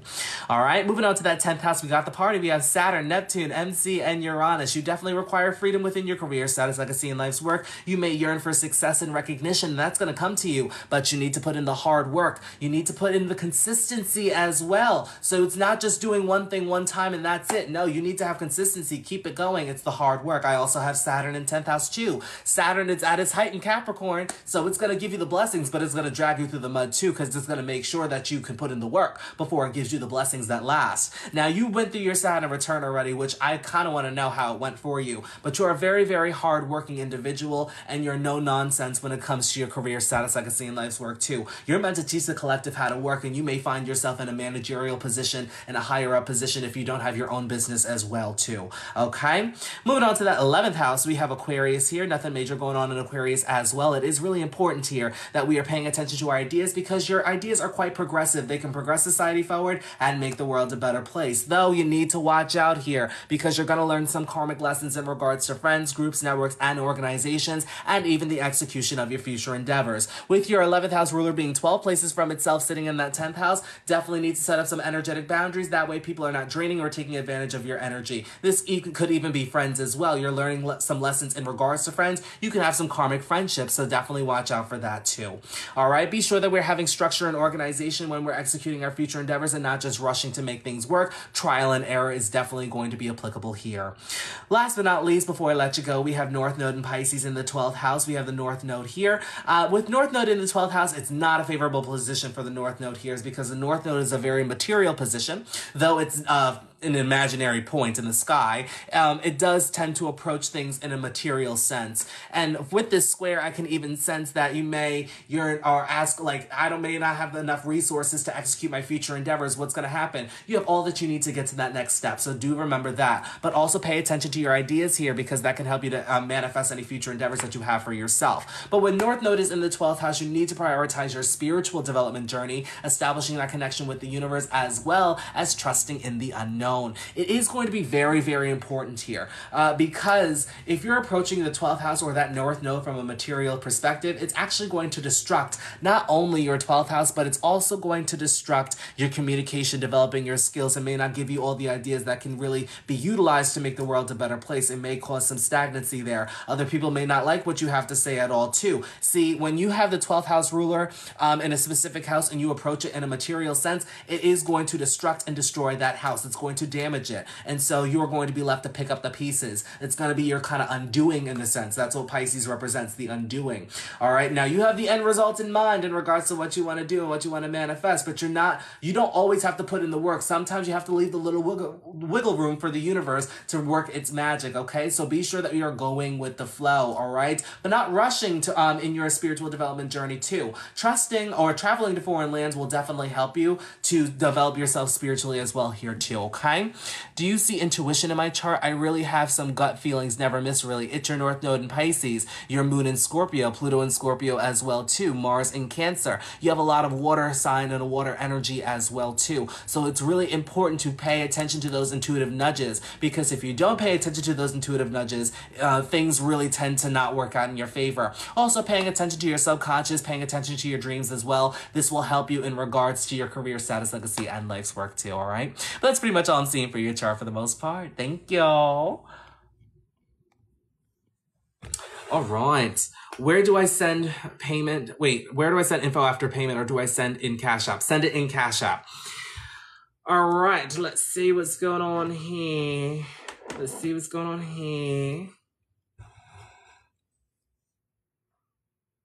All right, so I'm seeing 1, 2, 3, 4. All right, last call for readings. Yes, Janessa, I got yours. So let's see who I got so far. I just did Brittany. So up next we have Anne, then followed by Olivia, Casey, Janessa. I got yours as well. I'm doing one. Oh yeah, no, you're fine. But last call for those that are kind of like, oh my God, I don't know if I want a reading. I may want one. I may not want one. But last call, okay? What is this over here? I'm doing one. All right. So while we get to that, we're going to go to Anne. Anne, I'm going to need you to send your information to my Instagram. So go to the icon in my profile and then send your information via DM, okay? Do I have any transits before I leave you? Let's see here, because I still have your chart pulled up. Let's see. So any transits going on for you right now, Jupiter's in your second house, so just watch out for frivolous spending during this time. You can definitely self-splurge, but just watch out for overindulgence, okay? I will also say now is a great time to utilize any natural gifts that you may have as well. And definitely I need your birth time, date, and location, so send that to my Instagram, okay? Let's see here. Yeah, so Jupiter also in Taurus is a great time to utilize any natural gifts and talents that you may have as well. That third house is going to be potent because Jupiter is expanding on that third house, since your Venus, the ruler of your second house, is going to be expressed through your third house in Gemini. All right, let's see here. You have Saturn in Pisces. Saturn right now still may be in a loose conjunction with that North Node there. So right now you may have some fated events that may feel a little harsh. They may feel a little bit like you may be a little confused as to what's going on, because Saturn in the 12th house, though it's at planetary joy, being in the 12th house, it does bring a lot of confusing energy. So if you feel confused with anything that's going on in your life or pertaining to spiritual development, if you find that you're more spending time in solitude, this is actually fated for you, okay? But the universe is really giving you time to not only develop yourself with the universe, but to focus on making your dreams a tangible reality as well, too. Let's see what else is going on. Right now, you have Venus in Cancer. It could be conjunct your Mars. So I will say with Venus conjunct Mars, this can actually bring a great balance with receptivity and taking action as well. But be sure that we are actually prioritizing processing our feelings and our emotions as well as being receptive to what energy or what emotions may come up to. All right. Mars right now is also in Cancer. You recently just had a Mars in return too, which means that new energy around processing your feelings and your emotions, new intuitive downloads that can come through as well too. But this is all helping towards career status, I can see, and life's work. That's pretty much all I'm seeing for the transits. All right. Let's see over here. Mama did raise the spot. Oh, wait, lift up. Thank you so much. Have a great weekend. Thank you, you too. Thank you. Thank you. All right, ladies and gentlemen, readings are closed. Readings are closed. They're closed. All right, so I got my final readings in. Oh, I don't want to type it like that. Readings. That's not how I spell readings are closed. Yes, they are. All right, so let's see who I have, okay? Oh, see, y'all trying to be slick. Y'all trying to be slick. Good night. Good night. Have a good night. All right, let's see who I have. So I have Anne, I have Olivia, I have Casey, I have Janessa, then I have Sophia, then I have Alicia. That's it. Anything after Alicia, it's it. It's the chop. It's a wrap. All right, so we are on to Anne. Anne, did you send your information to my Instagram?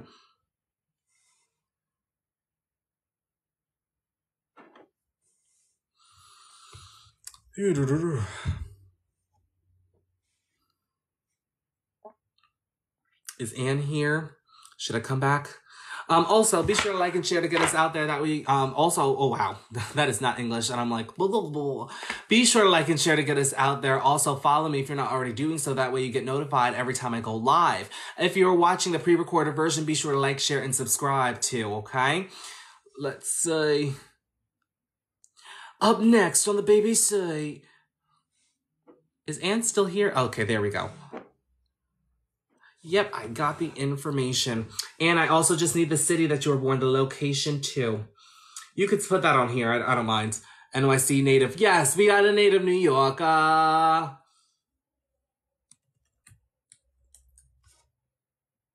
We got a native New Yorker. Oh, that's right. I'm a native New Yorker. All right, let's see. 518. All right, let's all say hello when it loads. There we go. Let's all say hello to Anne. Hi, Anne. Hi, Anne. Bronx. She's from the Bronx. So is Jenny. Okay, let's see here. Girl, it's a new moon day. Is it? Oh, yeah, it is, because the moon, oh, yeah, because the moon's about to transit over the sun. I don't do anything for the new moon, I'm not going to lie to you, but whatever happens, it happens, you know? I did manifest today, I'm not going to lie to you, and I do have a project coming out. All right, let's see if you have any critical degrees. All right, we have no critical degrees over here. Look at you.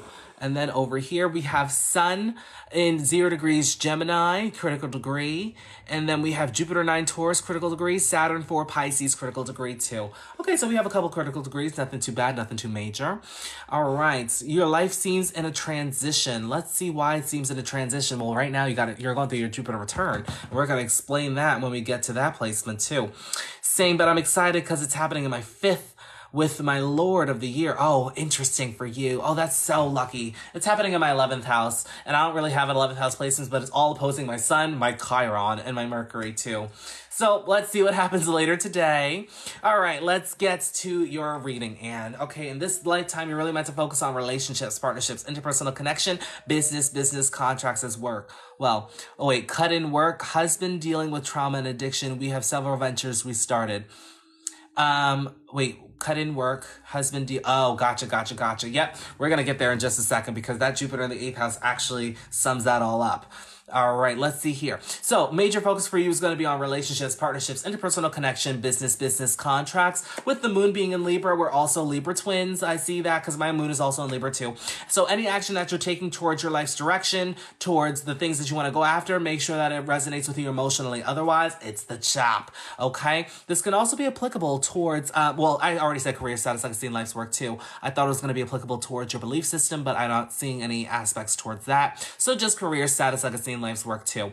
With your chart ruler and your first house ruler being 10 places from itself in that 10th house, major focus, as I said, is going to be on career, status, legacy, and life's work. But there's going to be some karmic energy around this here, but you have the energy to overcome it. You could be paying off some karmic debt in regards to your career, status, legacy, and life's work. Also in regards to maybe your personal life, your home, and your family. So be sure that we're listening to that intuition. It's what you're moving towards for your destiny, okay? Also be sure that you're allowing other people to give you resources or help you to grow your career, status, legacy, and life's work too.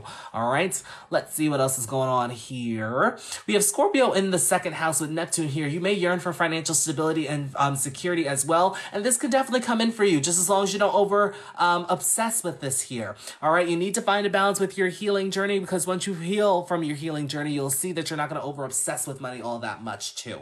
Okay? But I will say, with Scorpio being in the second house too, also be sure that we're not rushing just to, we're not rushing just to get some money, or we're not rushing just to build up our worth and value as well. A very, very strong indicator here: do not equate your money to your worth and value. Do not equate your money to your worth and value here is too. Okay? When we over obsess with our money, when we equate our money to our worth and value, a blockage is soon to come. All right? With your second house ruler being in that 8th house, natural balance here, 7th from itself, natural desire to heal and to go through transformative experiences. You may even want other people to help you out financially as well too. That can definitely happen. Just be sure here that we're not over obsessing over it, okay? I have trouble asking for help. Well, I will say sometimes the help naturally comes in for you, but you need to learn how to speak up for yourself. And that actually brings me to Sagittarius in the 3rd house. Sagittarius is 5th from the 5th house traditionally, which means that is the higher expression of Leo and the 5th house, which means you need to become confident within your speech, within your communication. Now, this is something that's developing over a span of time. It's getting better over a span of time, and you don't have anything here prominently, so that means that you don't have major lessons. But I will say, with your 3rd house ruler being manifested 6 places from itself in Taurus, this is something that you can actually be of service to other people for, and it's something that's getting better, that you're personally developing in your development journey. Okay, so don't beat yourself up. Watch out for self-criticism and criticism of others too. Okay, but I will say that you have a natural gift to share any information that to back up any information that you're sharing with others with experience, with the things that you've gone through as well too. So I will say, anytime that you're speaking up for yourself, just back it up with experience, all right? Or just, I will say here, don't be afraid to speak up for yourself, because you may be afraid of what other people may say, or, oh my God, you're asking for the world and everything like that too. No, it's not like that at all. If they don't have it, they don't have it. If they have it, they have it. All right, moving on to that 4th house in Capricorn. This can indicate harsh relationship with the mother figure early on. Could have been definitely a rough upbringing, could have been harsh. I will say here that you may have not have gotten the emotional love or nurture that you wanted from a family member, perhaps maybe even your mother figure here too. But I will say that this is an indicator of a chosen family coming in and really giving you that emotional nurture and love that you want for yourself. With your Saturn placements, and Saturn rules over your 4th house, manifesting in that 6th house of Pisces, self-effort will be required to really process your feelings and your emotions as well. Sometimes there can be the tendency to suppress your emotions, so definitely watch out for that as well. All right, let's see what else is going on here. 5th house is in Aquarius, so 5th house being in Aquarius, nothing major going on here, but I will say that really focusing on building up your confidence, shining your light, not dimming it because of other people's projections or how they may feel. When you learn how to really step in your confidence, this can actually help you in your career, status, legacy, and life's work. Pay attention to any ideas that do come about when you are building up that confidence and having fun. This can also help you to execute any future endeavors that you may have for yourself here too. 5th house ruler being in the 6th house, you need to have fun within your day-to-day. You also need to be sure that whatever you're doing is helping you to build your confidence as well. So implementing some fun in your day-to-day as well, implementing some way that you can build up your confidence and really practicing that will help you to be more confident, all right? And as I said here, with Saturn being in Pisces, the confidence will definitely help you to manifest any future endeavors that you have for yourself. Advice on manifesting: step into your confidence. As I said, establishing a connection with the universe as well will also help you out here too. But let's see what else is going on here for manifesting future. That's for future endeavors. For your career status, legacy, and life's work, same gig, confidence. And then I'm just trying to see what else. Did I miss anything? No. All right, that's pretty much it. All right, so with your 6th house, we have Saturn and Chiron here. First and foremost, watch for the overworking energy. Definitely watch for overworking yourself to your detriment. Also pay attention to your physical health here too, okay? Because sometimes your physical health can show ailments, sickness. That can definitely come up because Saturn is a significator of a 6th house, showing ailments and sicknesses as well. With Saturn being in Pisces, you definitely need to set up some energetic boundaries for yourself. There is the tendency to take on other people's energy or energy that is not yours, okay? So definitely setting up those boundaries will protect you from people that are trying to drain your energy or take advantage of your energy too as well. But with Saturn and Pisces, Saturn wants you to make your dreams a tangible reality. So it is really important that you're putting structure and organization behind those ideas that come up within your day-to-day as well, and form some sort of routine and schedule around that too. With your Chiron being in 6th house too in Pisces, there can definitely be some wounds around critique, criticism, and perfectionism. Sometimes people may not like your tone of delivery, and so they think that they may think that you have it all together, and so they tend to project onto you, they tend to critique you, which really caters to your wounds. Focusing on your personal development journey as well as establishing that connection with the universe, focusing on your spiritual development journey, helps you to heal yourself and to heal others as well too. All right, and also with your 6th house ruler being 3 places from itself, healing as well as overworking will require some self-effort, but you could definitely overcome it. All right, let's see here. Any news on my marriage? Yes, so we're actually approaching your 7th house. So your 7th house is the house of relationships, partnerships, interpersonal connection, business contracts, marriage, and union. With this being in Aries, you definitely benefit from having a sense of independence within the relationship, definitely getting to know yourself. Having that relationship with yourself will definitely be very applicable for you. So you don't have anything major going on here, though. I will say, though, with your 7th house ruler being in the 8th house, you do yearn for that deep connection, one that has intimacy and vulnerability, one that is transforming. Despite what's going on, they're always there for you. All right. But I will say with Aries being in the 7th house, don't rush through business dealings, business contracts, or rushing in or out of relationships, partnerships, or interpersonal connections of that source. Okay. Let's see. Did you ask something else too? Oh no, that was just on marriage. Okay, so yeah, in regards to marriage, you definitely yearn for somebody who has that deep connection, somebody who is going to help you on your healing journey as well, somebody who's truthful within the things that they say as well, somebody who's not going to sugarcoat certain things as well too, somebody who's also maybe worthy or valuable to some degree. They can help you to realize your own natural gifts and talents too.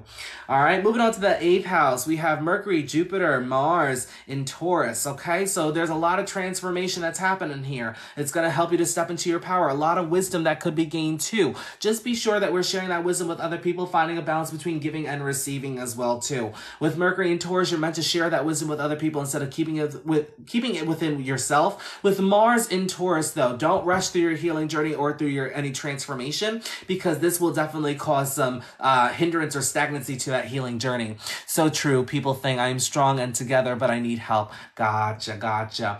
Let's see here. Now, you could come across an inheritance at some point in your life, could be a large inheritance too, but just be sure that we are backing that up with not equating that to your worth and value as well, as I said earlier too. With your 8th house ruler being found in your 10th house, you may have a lot of ups and downs within the career, could be quite transformative for you, but it's going to help you to stand in your power, and it's really evolving you to get in alignment with your dharmic path, the path that you're meant to be on, okay? Self-effort is required, of course. All right, moving on to that 9th house, the sun is in Gemini, major focuses on finding a belief system, a philosophy, a meaning of life, and expanding on those themes, whatever may be applicable for you. Now, you may gain a lot of information in regards to a belief system or philosophy, a certain religion. Definitely share that with other people, but watch for spreading gossip or misinformation too, okay? With your 9th house ruler being 12 places from itself in that 8th house, we have Mercury and Taurus being represented by that Gemini 9th house. It is really important that we are approaching your belief system with a type of spiritual lens. It doesn't necessarily have to be spiritual, but establishing that connection with the universe will definitely help you to further find some meaning of life for you as well. Could indicate some karmic dealings happening for you. Could come from your father's side of the family. Could come from transformative situations as well. So just watch out for that. Discern the energy, what's right for you, what's not right for you at all too. Moving on to the 10th house, we have North Node and Venus in Cancer. North Node here, you're destined to be remembered for something, definitely focusing on career, status, legacy, and life's work. There are going to be other people to help you to grow your career, status, legacy, and life's work, as well as give you resources to grow your career as well. just be sure to take advantage of those resources and those opportunities as well. In your career, you need to resonate with it emotionally. Otherwise, it's not going to work out. It's going to give you the chop, okay? So just be sure that your career is giving you emotional fulfillment, or whatever you're doing is giving you emotional fulfillment as well. With your 10th house ruler being 4 places from itself in that first house, Moon in Libra, your career could be a sense of bliss and fulfillment for you. It can also be a home business, maybe a family business as well that you're creating as well too. Just be sure that other people are helping you in your career status. Like I see in life's work, you're not meant to do this alone. All right, moving on to your Leo MC in that 11th household sign. Part of your mission in this lifetime is to build up your confidence, to express yourself, and to help other people to build up their confidence, to motivate them as well too. Now, it is really important here that we are focusing on expressing ourselves despite who is watching, despite who is projecting, because that's what's really going to give you the strength, okay? With your 11th house ruler being 11 places from itself, actually,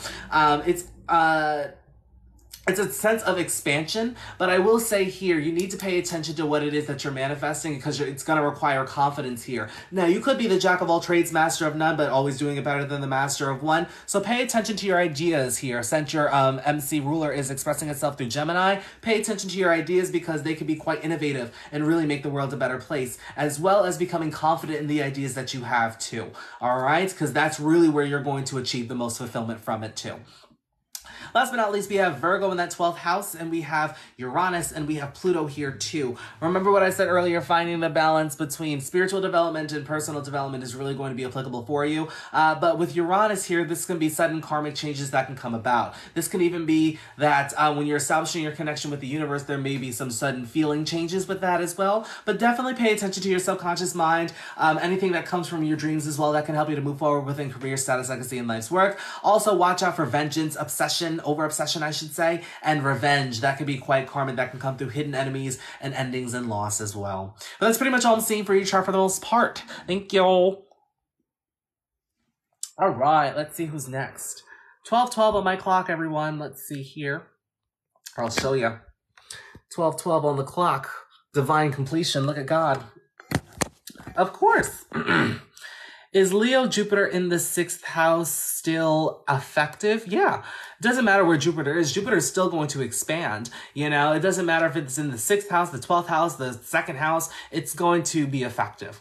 All right, let's see who is next.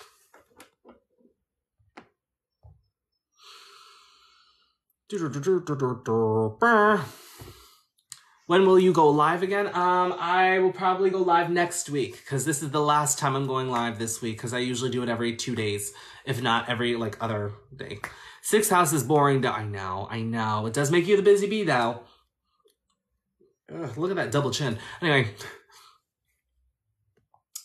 Okay. Who's next? All right, we have Olivia is next. Olivia, followed by Casey, Janessa, then we have Sophia, and then we have Alicia. So Olivia. Where's she from? New Jersey. And I need Jersey City. I was contemplating going to Jersey City last Thursday. Did I go? I didn't.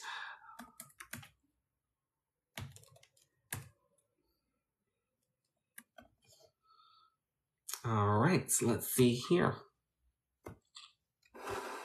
My Leo Sun and Mars conjunction is there as well, and it's in the 6th house. Oh, there's nothing bad going on here. Let's see here. So let's all say hello to Olivia. Hi, Olivia. Hi, Olivia. All right. Look at the T-square going on there. We're going to debunk that in just a second. All right, let's see if you have any critical degrees. If I could just get this to focus.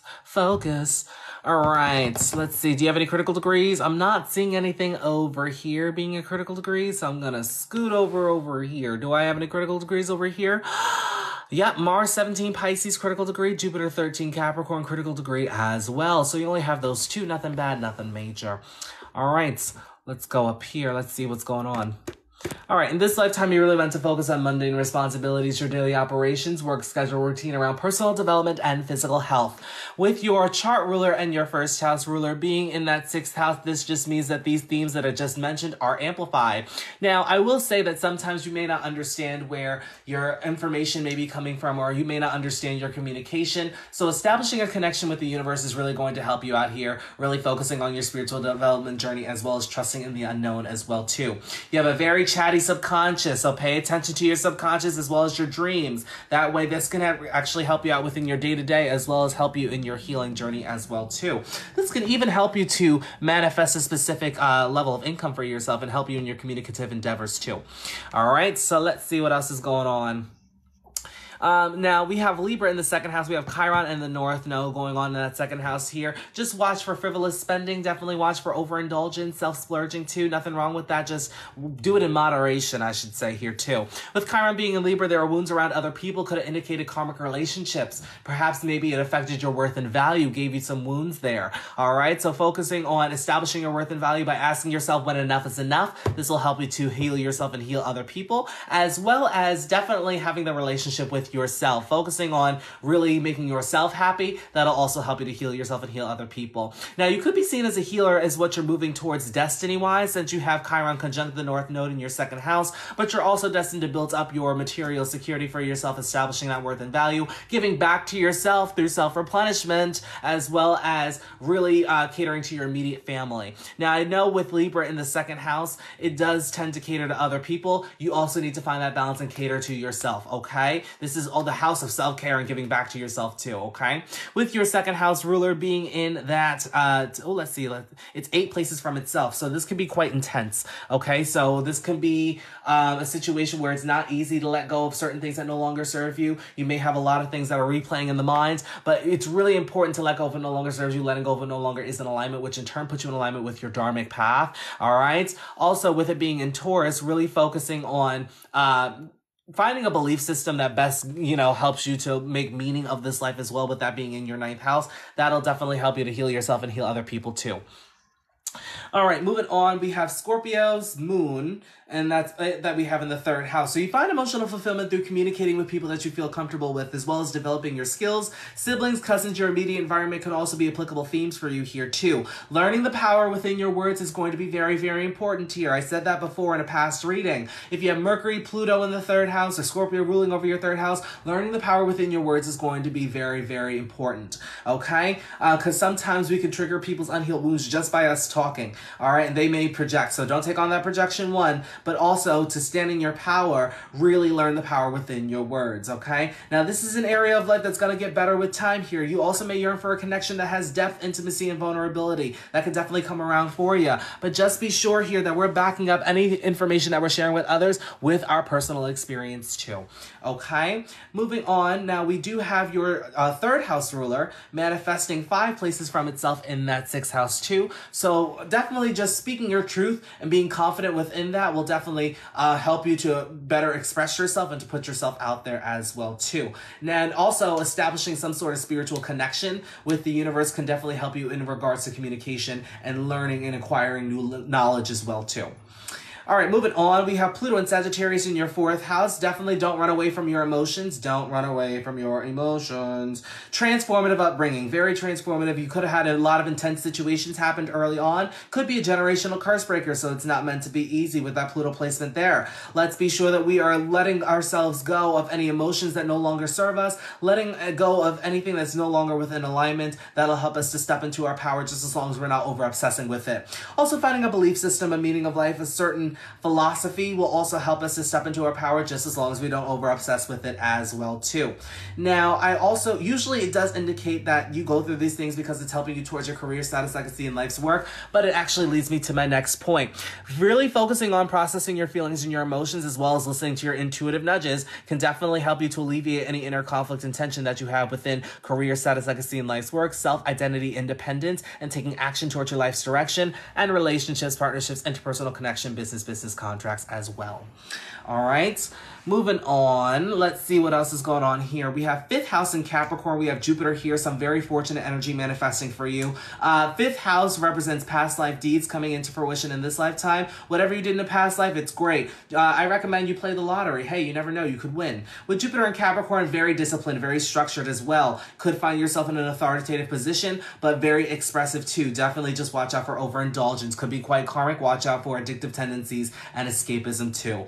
With your 5th house ruler being in Pisces in the 7th house, self-effort is required to build up your confidence and to express yourself. All right, to put yourself out there as well. Remember to have fun. Life is not all about working. Okay, it's not all about success too. I said what I said. With your 6th house being in Aquarius, you have Uranus there, so sudden changes within jobs can be seen here. Also pay attention to what's going on in your day-to-day as well, because whatever's going on within your day-to-day, you may get some ideas. Pay attention to that. That can help you within your career status, legacy, and life's work, and could also help you to manifest any future endeavors that you would like to execute, okay? Moving on, your 6th house ruler could be found within the 7th house as well, so any ideas that you have within your day-to-day can definitely be a source of income for the future. All right. Now, with your 7th house being in Pisces, we have Mercury, we have Mars, we have Sun, and we have Saturn here too. First and foremost, do not fall in love with the potential. Pisces can sometimes fall in love with the potential of somebody without getting to know who they are on a personal level. Get to know somebody before you get more serious in a relationship. With Mercury there, you could definitely benefit from writing your own contracts, writing your own prenup if you want to get married, but you can learn a lot about yourself in relationships here too. Just don't become too dependent on external stimulation or things that are outside of yourself as well too. With Mercury being Pisces, as I said, sometimes people may not understand your communication or your information that you are sharing with them. Just be sure to establish that connection with the universe. You will have a better understanding that way. With Mars being in Pisces, it's really important that we're not rushing through relationships or business dealings, especially around contracts as well. Do not escape any business problems or relationship issues as well. You need to face them head on as well too. Definitely read your contracts. Dot your I's and cross your T's, because Pisces in the 7th house is definitely one of those placements that can sign a contract not realizing that it's said in perpetuity. So just be sure that we are paying attention to that. 1222 on my phone as well as on the computer, as well as you can see here. That's my dog. By the way, let's see what else is going on here. We have the Sun here, so major focus is on relationships, partnerships, interpersonal connection, business contracts as well. It's also really important here that we're focusing on a spiritual development journey. Perhaps maybe a partnership or a relationship can help us to focus on our spiritual development journey, as well as establishing that connection with the universe too. With Saturn being here, it can definitely indicate a karmic relationship to some degree. It could also represent delays in relationships as well too. After the Saturn return, it definitely represents long-term relationships. Now with Saturn and Pisces, since you're going through your Saturn return, you're definitely meant to make your dreams a tangible reality. Good for business, not so great for relationships. I'm not gonna lie to you. So definitely, if you were thinking about starting your own business or becoming an entrepreneur, this placement is very favorable for that. Just be sure to balance yourself, your identity, your independence with relationships, partnerships, interpersonal connection, business contracts as well. Let's see what else is going on with your Jupiter ruling over your 7th house, and that is 11 places from itself in Jupiter in Capricorn. A lot of gains and rewards can come through relationships and business contracts as well. Just be sure to put in the work. Once you've gone through the lessons, you're definitely going to get a lot of gains and rewards here, okay? Moving on to the 8th house in Aries, nothing major there. Just be sure that we're not rushing through our transformative experiences as well as our healing journey too. 8th house ruler could be found 12 places from itself. You're definitely dealing with some karmic debts in regards to that 8th house. So any transit that you have there, you may deal with things that need to be dealt with in a sudden fashion. So I just be sure that we're not rushing through it, that we're taking our time. But I also will say to be sure to set up some energetic boundaries. That way you're not taking on other people's energy in regards to your healing journey too. Moving on to the 9th house, we have Venus in Taurus. Now, Venus in Taurus, you definitely need other people to help you, other perspectives as well, to find a meaning of life, a certain belief system. And I will say with Venus in Taurus, this can definitely help you in a financial sense too, but this is more pertaining to philosophy and meaning of life as well. With Venus being in the sign of Taurus, this actually could be your planetary dispositor. I'm just checking if anything else is in its home sign. Now, yeah, we have Moon in Scorpio, Mars in Pisces, Jupiter in Cap, Saturn in Pisces. Okay, so we have a mutual reception here. Uranus in Aquarius. Let's see. Also Uranus and Aquarius can also be your planetary dispositor. So you have a couple of planetary dispositors. That just means that these planets are holding the most power in your chart. So planets in their domicile, planets in their home sign. But with Venus in the ninth, just be sure for you, especially, that we're not being too dogmatic within our beliefs, okay? Moving on to that 10th house in Gemini, could be a jack of all trades, master of none, but you can always be doing it better than the master of one. Just be sure to pay attention to putting your what is that saying? Putting your eggs in multiple baskets. So doing multiple things and seeing what sticks will definitely help you out here too. With your 10th house ruler being 10 places from itself, this could actually be quite karmic for you, but it's actually very, very beneficial. Okay. This just is an indicator to take your time, but establishing some sort of spiritual connection with your career can definitely help you out tenfold here too. You have the energy to overcome the karma that is going to manifest here, but the only confusion comes in is because a lot of it could be unconscious or it could be hidden, but it's going to come to light to some degree. All right. Let's see, could also mean making money through traveling, teaching, or spirituality. That's also applicable to here too. Also, I meant to say there's a balance here too. Just be sure to share your experience with any information that you're sharing with other people, if in the case that you are a teacher as well. Good observation, Alara. Points for you, points for you. All right, moving on to that Cancer in the 11th house. Very emotionally supported through friends, groups, networks, and organizations. Just be sure with any future endeavors that you're executing that you have emotional resonation towards it. If not, this can mean that it gets the chop. I said what I said, all right? But if you resonate with it emotionally, it can actually go tenfold for you.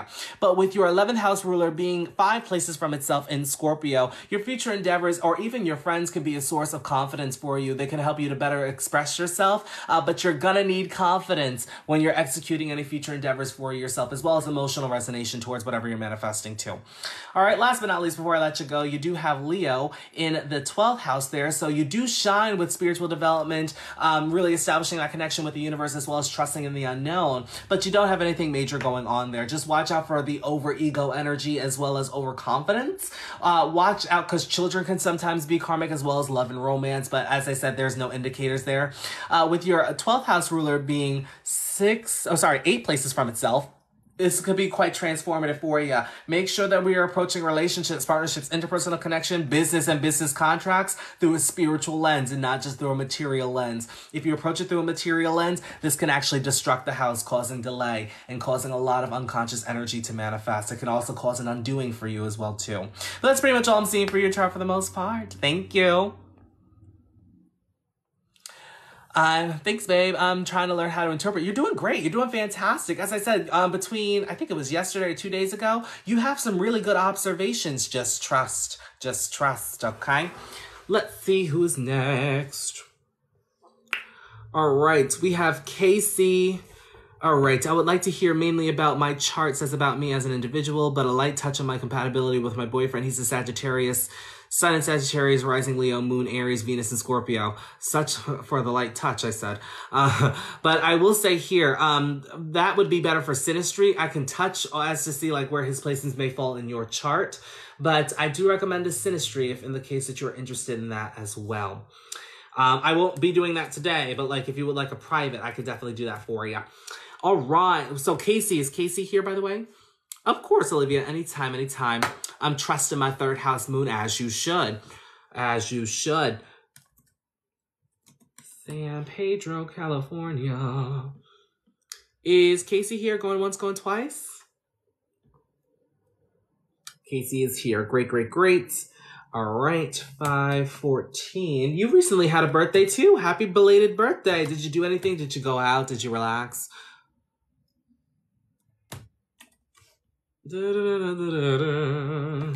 All right, this is popping up. All right, cool. Let's all say hi to Casey. Hi, Casey. Hi, Casey. All right, let's see what's going on here. Come on, Scorpio ascendant. All right, so your boyfriend's placements are actually in your 2nd house. His rising is in your 10th. And then moon is in Aries in your 6th house. and then Venus is in Scorpio in your first. Okay, so it's good relationship, good pairings here. Definitely good compatibility is what I'm seeing. But your Venus is where? Where's your Venus? In Taurus, so it balances it. Oh yeah, no, it balances it out. You guys are really good. You guys have some good compatibility going on there. Let's see if you have any critical degrees going on down here. We have Pluto 21 Scorpio, critical degree. And that's all I'm seeing over here. Let's go over here. I'm not seeing any critical degrees despite Jupiter 4 Virgo, critical degree. All right. Oh, can you see Jupiter 4? Jupiter 4 Virgo, critical degree. So you only have 2 critical degrees, nothing bad, nothing major. Let's get to the charts, okay? All right, so in this lifetime, you're really meant to prioritize your healing journey as well as your transformation, going below the surface, accepting the darker aspects of life, and making peace with your past. Now, with Pluto here, you definitely need to learn the power within yourself, your identity, and your independence. When you're yourself, there may be people that may project. You know, that's just the name of the game. Don't give in to that projection. You're just triggering their unhealed wounds. You're giving them the ultimatum to heal or to project. 9 out of 10 times, they may project. Don't give in to it, as I said, okay? Also, with Moon in the first house, any action that you're taking towards career status, legacy, and life's work and the execution of your future endeavors, they need to resonate with you emotionally. Otherwise, it gets the chop. It's just not going to work out for you. You may not attain the fulfillment that you'd like, okay? But we have a lot of T-squares going on here, all right? But they're all pointing to the same place, okay? You really need to focus on your private life, your home, your family, processing those feelings and your emotions, listening to your intuition, as well as really channeling your authenticity. Who are you truly? Who are you to your core, all right? But hopping back to that first house there, with your first house ruler and your chart ruler being in the 6th house in Aries, just be sure not to overwork yourself to your detriment. You definitely could be in that workaholic energy, but hey, the universe is definitely fighting for your health here. You may not get sick easily. It's just more of the rushing through the mundane responsibilities that we need to pay attention to. Watch out for impulsivity and spontaneity as well, all right? Moving on to that 2nd house, you have Sagittarius. Nothing major going on here. Just watch for frivolous spending. With your 2nd house ruler being 10 places from itself in Virgo, you may have some karma to deal with in regards to finances. So watching for frivolous spending is because sometimes there could be the tendency to spend more than what is coming in. So just watch out for that as well. But you have the energy to overcome this too. Jupiter is actually the planet of purification. So it's actually trying to purify this house for you. All right. And with it being in Virgo, just watch for self-criticism and criticism of others too. But I also will say that any future endeavors that you're trying to manifest for yourself can actually be a source of income for you as well too. So pay attention to those ideas and actually execute them as well, making your dreams a tangible reality. All right, moving on to Capricorn. We have North Node, we have Uranus, and we have Neptune. So there is definitely a yearning to be a good communicator, to develop your skills, as well as to become curious of mundane knowledge and to spread the right information. With Uranus here, you definitely may have a lot of thoughts that may shift, but you also may have a lot of innovative ideas. Pay attention to them, write them down. They can be good for career, status, legacy, and life's work, as well as executing any future endeavors that you may have for yourself. Part of your North Node is not only to focus on career, status, legacy, and life's work, but it's also to focus on how you are a jack of all trades, a master of none, and you can even do it better than the master of one. You're good at multiple things, but this world tends to try to put you into one box. They try to say, oh, you need to just do one thing, one thing, one thing. Definitely focus on putting your eggs in multiple baskets and doing whatever works for you. I was being told by professors either to be a writer or a lawyer. Is my chart more creative or strict? Well, that depends on you. You know, I wouldn't let the chart dictate what you can and can't do. But I can see here that you have a lot of gifts that you should really execute, despite other people saying, oh, you know, it only may work out for you, or doing one thing may be the best option for you. Don't let other people talk you out of what you think your idea is or what is best for you at the end of the day too. Okay? Did I lose? Wow.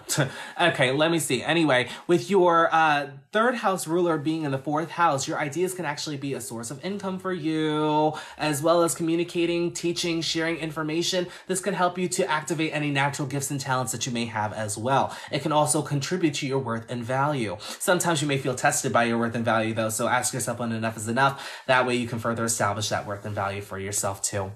With your 4th house being in Aquarius, this can actually indicate harsh relationship with home, family, perhaps some other figure as well. Perhaps maybe you didn't get the you didn't get the emotional nurture and love that you got early on in life, and you may go looking for this externally. This is actually a placement that indicates that a chosen family is going to come in for you and give you that emotional nurture and love. Okay, maybe your biological family over time, and it could be somebody different as well. But I will say with Saturn and Aquarius, be sure not to over intellectualize your emotions, but rather feel them through. That's what's going to help you with this Saturn placement here too. Be sure to listen to your intuition as well. You could have had an unconventional upbringing as well, but this is actually preparing you for your career, status, legacy, and life's work. It is helping you to help others to step into their confidence and to really just express their best version of themselves despite who is watching, okay? You have a lot of inner confidence, but now it's time to express that out in front of the masses, all right? Moving on, we have a fourth house ruler in the fourth house, which means that there's just a further emphasis on home, family, processing those feelings and our emotions as well too. With fifth house being in Pisces, nothing major going on here. Just watch out for escapism and addictive tendencies. Also, establishing your connection with the universe can definitely develop more confidence within you. That way you can further express yourself as well too. With your fifth house ruler being in, let's see here, Virgo, seventh place is from itself. This just means that you need confidence in your future endeavors to execute them, and even in your friends, groups, networks, and organizations as well. You need to learn how to have fun as well too, perhaps even with friends, groups, networks, and organizations too. Moving on to that sixth house, as I said, with Mars and Aries, you definitely can be in that workaholic energy, so definitely just watch out for that. Be sure not to rush through any mundane responsibilities or daily operations, as well as your personal development journey too. With Mars being in Aries, this can mean that this is a planetary dispositor for you, which means that Mars in Aries and Venus in Taurus, what else? Saturn in Aquarius can be at the optimal point in your chart that can hold the most power too. But we're going to actually test this out right now. Let's see where the most placements lead back to. We have Moon in Scorpio, 1. We have Ascendant in Scorpio, 2 for Aries, and then we have Pluto in Scorpio, which is home in Scorpio, but Mars traditionally rules over Scorpio as well, so that will be 3 for Mars. We have North Node in Capricorn, we have Uranus in Capricorn, and then we have Neptune in Capricorn, all leading back to Saturn in Aquarius, so that's 3 for 3.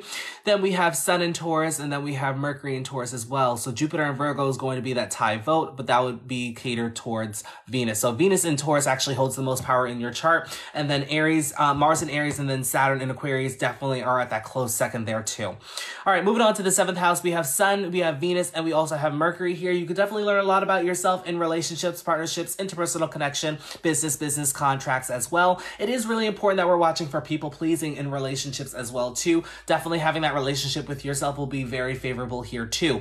Major focus is going to be on other people, but as I said, just be sure to balance that out with yourself. That's going to help you to stand in your power there too. Seventh house rulers in the seventh house, so just be sure that we are prioritizing the relationship with ourselves. That way this can better prepare us for the relationship that we have with other people too. Moving on to Mercury in Gemini, we have nothing there. Oh, Mercury, not Mercury in Gemini. Gemini in the 8th house, but Mercury does rule Gemini.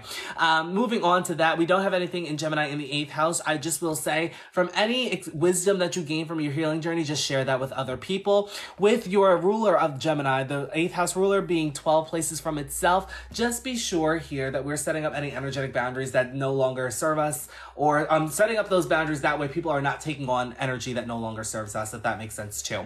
But also taking your time with your healing journey is going to be very applicable here too. Okay, taking your time speaking. I know I'm the last person to tell you to take time with your communication or speaking, because I'm like a car, I just go, you know. But I will say, just taking your time with your healing journey will be best beneficial for you here, okay? Also, let's see, what else did I see? Now, your healing journey can also come with some karmic dealings, so just be sure to face that head on, discern the energy, what's for you, what's not for you at all either. Moving on to your 9th house in Cancer. Now, we don't have anything here. Just be sure that any experience or any philosophy, belief system that you resonate with, make sure that it resonates with you emotionally. Otherwise, it may not work out for you as well. With your 9th house ruler being in 5 places from itself in Scorpio, finding the meaning of life may bring you some confidence. It may give you some confidence. It may help you to further express yourself as well. Children can even help you to find the meaning of life for you as well too. Even your transformative journey and your healing journey as well can help you to find the meaning of life too.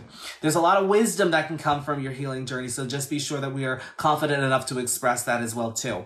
With your 10th house being in Leo, we have the MC and Chiron here. This is definitely wounds around expression. Perhaps when you tried to express yourself early on, people tried to dim your light and they projected onto you, which kind of hindered your confidence there. It is really important that you express yourself and build up that confidence and have fun despite who is watching. That'll help you to build strength, and it can heal yourself, which can potentially help others as well. You're meant to help others to build up their confidence and motivate them to express themselves as well. That's part of your mission in this lifetime. But as I said, there's a lot of inner confidence that you have, but it's now time to express that outwards, okay?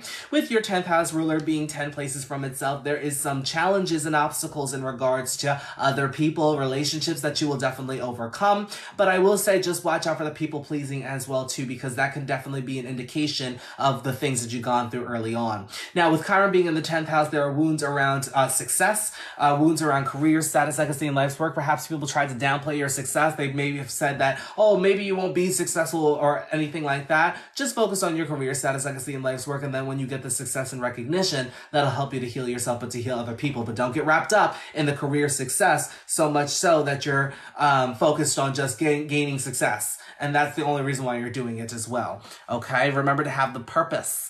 All right, moving on to that 11th house, we have Jupiter and Virgo. So you have a lot of opportunity to manifest any future endeavors. This can be from friends, groups, networks, and organizations helping you to manifest that as well. Just watch for criticism for yourself and for other people as well, okay? With your 11th house ruler being, 9 places from itself, your friends, groups, networks, and organizations can definitely help you to find out the meaning of life for yourself, and your future endeavors can be quite expansive. So I would recommend listening to your ideas and executing them towards your future endeavors too. Last but not least, we have Libra in the 12th house. Can be an indicator of karmic relationships, though we don't have anything major happening here. Just be sure that we are approaching anything within Libra, so relationships, partnerships, interpersonal connection, business contracts, through a spiritual lens and not a material lens, because if you approach it through a material lens, it could actually bring damage to that house. It can cause delays and blockages within business and financial success as well too. But I will say you definitely will benefit from having a partner that is taking their time to build up that relationship. Just be sure not to stay in relationships that no longer serve you or that could be toxic as well, all right? That's pretty much all I'm seeing for your chart for the most part, all right? Thank you. All right. 1, 2, 3. All right, Sophia and Alicia, I may have to refund you because I'm kind of getting drained here with the reading. So I'll do one last reading, but I may have to refund you because I do have a reading later and I may have to get some rest, all right? But let's do Janessa next. Let's see here.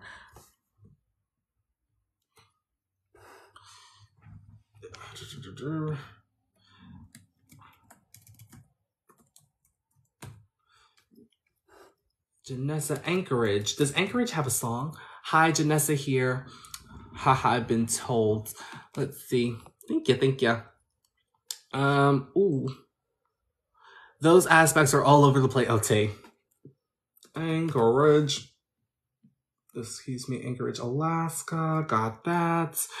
And then I have March. And 625. All right, so let's see here. I wanted to see what to expect from my love life this year. Okay, so let's see what's going on. Let's all say hello to Janessa. Hi, Janessa. Hi, Janessa. Oh gosh, look at those interceptions and duplications. Yes. Don't we just love being born in Alaska? I'm talking to someone with a Gemini sun, of Aries moon, and Cancer Venus. Gemini sun, let's see, so Gemini is in your 6th house, Aries moon is in your 4th, and then you have Cancer in your 7th. All right, where's your Venus? It's in Taurus. Oh, that can actually work out hand in hand because Taurus and Cancer are like 2 peas in a pod. All right, let's see if you have any critical degrees. All right. Not seeing anything over here, so let's go over here. Wow, Jupiter 13 Capricorn critical degree. That's the only critical degree that I see, okay? So moving up here, you said that you just wanted to focus on, let's see here. You just want to, what does your love life have to offer this year? Okay, so I'm going to take a look at Cancer, and then I'm also going to take a look at Taurus, since that rules like dating, romance, love, and then Cancer rules over relationships, partnerships, interpersonal connection. So first and foremost, your 7th house ruler can be found in Scorpio, 5 places from itself. In a relationship, this can actually help you to build up confidence and to further express yourself, but you yearn to have a lot of fun in relationships, okay? You also may yearn for a connection that's quite deep, something that has intimacy and vulnerability as well. But just be sure not to over-obsess over relationships too much, okay? Right now, the moon is in Taurus, so right now it is in your 5th house. Now is a great time to put yourself out there for dating, but you said that you were talking to somebody with a Gemini, Sun, Aries, Moon, Cancer, Venus. Oh, you know, so right now, hopefully all is going good because it's 11 places from itself. There's a lot of gains and rewards that can come from putting yourself out there at this moment in time for relationships, partnerships, and interpersonal connection as well. Also, with Venus and Taurus ruling over your 5th house, this is actually in a planetary dispositor. Just making sure that no other planet is at their dispositor. No. So Venus and Taurus holds the most weight in your chart. So right now, Venus is in Cancer. So I will say that with, you're actually having a mutual reception right now. So now's a great time to put yourself out there for relationships, partnerships, and interpersonal connection as well. With your 5th house ruler being in the 7th house, though, self-effort will be required to like put yourself out there and to keep the conversation going. But I will say, don't look at it from the end result. Definitely look at it from, okay, how does this person make me feel? You know, is this person contributing to the things that I would actually desire in a relationship as well? Is this person actually giving me the depth in a connection that I'd like as well? Or are they just good for the surface level as well too? So definitely ask yourself those questions when you are talking to your special person. Ooh, as well too. All right, so let's see what else is going on in this chart. So for in this lifetime, you're really meant to focus on being somebody prominent in society, focusing on career status, legacy, and life's work as well. With Jupiter here, you definitely have a lot of wisdom and experience that come from past lives that are in this lifetime as well too. Just be sure not to look at spirituality through materialism, okay? With your Neptune being here as well, you may yearn to have a better understanding of yourself, but establishing a connection with the universe can actually help you out here, okay? Because when you establish your connection with the universe, you can get messages through your subconscious on what actions to take, and it can give you a better sense of self here as well too. All right, but with your 1st house ruler and your chart ruler manifesting through that Saturn and Pisces in that 3rd house, self-effort will be required to get to better know yourself. Any action that you're taking towards your life's direction definitely will need some consistency, okay? Just got into grad school. Oh, congratulations! How's it going for you so far? All right, moving on. So we do have Uranus in Aquarius in your 2nd house. So definitely watch for spending more than what is coming in, okay? Because money can definitely suddenly come in and then it can suddenly leave as well. But with Aquarius being in your 2nd house, you'd benefit from having like an unconventional income source or just manifesting your ideas to make them a tangible reality, okay? But with Saturn also ruling over your 2nd house and with that being in the 3rd, utilizing your worth and value can definitely be a major source of income for you, or utilizing your natural gifts and talents as well. So paying attention to those ideas, you know, because they're quite progressive and they can make the world a better place, okay? The further that you, or the sooner that you put action towards those ideas, the more income that can come in for you, all right? Going back to UH for grad school, the University of Hawaii, oh my God, I went to school there, the University of Hawaii at Manoa. I used to live right on Dole Street. Get out. Oh my gosh. What's your major? That's so crazy. Small world, small world. All right, moving on to that 3rd house here. We have Mercury, we have Mars, we have Sun, and we have Saturn as well. Communication's definitely getting better over a span of time. Saturn is here because it caused some challenges from early on. Perhaps early on it was hard for you to communicate, to develop your skills, and maybe it was hard for you to just speak your truth to some degree. Establishing a connection with the universe can definitely help you to be better communicative here, since it is a major focus, but you have a lot of energy and drive to really cater towards your spiritual development journey. Now with Sun conjunct Mars, watch out for being too impulsive and spontaneous with communication. So that means thinking before you speak, thinking before you do, okay? Now, also with Mercury and Pisces, sometimes it may be hard to understand where your information is coming from. Sometimes it may be hard to understand your communication. Establishing that connection with the universe can definitely help you to better understand that sense. But remember, the 3rd house, the 6th house, the 10th, and the 11th house are houses that get better with time, all right? So everything is definitely working smooth sailing here as well too, all right? right, let's see what else is going on here. We have Aries ruling over your 4th house. Definitely need to face your emotions head on. I also will say that if you don't face your emotions head on, this can lead to violent outbursts and lashing out. We wouldn't want that now, would we? All right, but there's nothing really going on in the 4th house here. But we want to look at where Mars is. It is 12 from itself. You may feel like your family is karmic. You definitely may move far, far away from your home at some point, and you may have a very low chance of returning back, okay? It is really important here that we are setting up those energetic boundaries. That way no one is draining our energy or taking advantage of our energy as well too, okay? Moving on to the 5th house in Taurus, we have Venus here. So Venus is at a planetary joy. Just watch out for overindulgence and too much self-splurging. You can self-splurge, but just not all the time, okay? My family is very karmic. Oh yeah, no, I can tell. I can tell too. Just watch out for inner conflicts and tensions between them as well too, okay? But with 5th house Venus, I will say that other people like to have fun with you. You like to have fun with other people, okay? That's just how the cookie crumbles. Also, utilizing your worth and value as well as building up material security can be a source of confidence for you, but just be sure that that you're not equating your money to your worth and value, or that you're not becoming too overly egoic over your monetary spendings or your monetary status, I should say too. All right, 5th house ruler in the 5th house, major indication of building up that confidence and expressing yourself and shining your light despite who is watching too. I'm a Taurus and I'm in the retrograde. Ooh, how is the retrograde affecting you?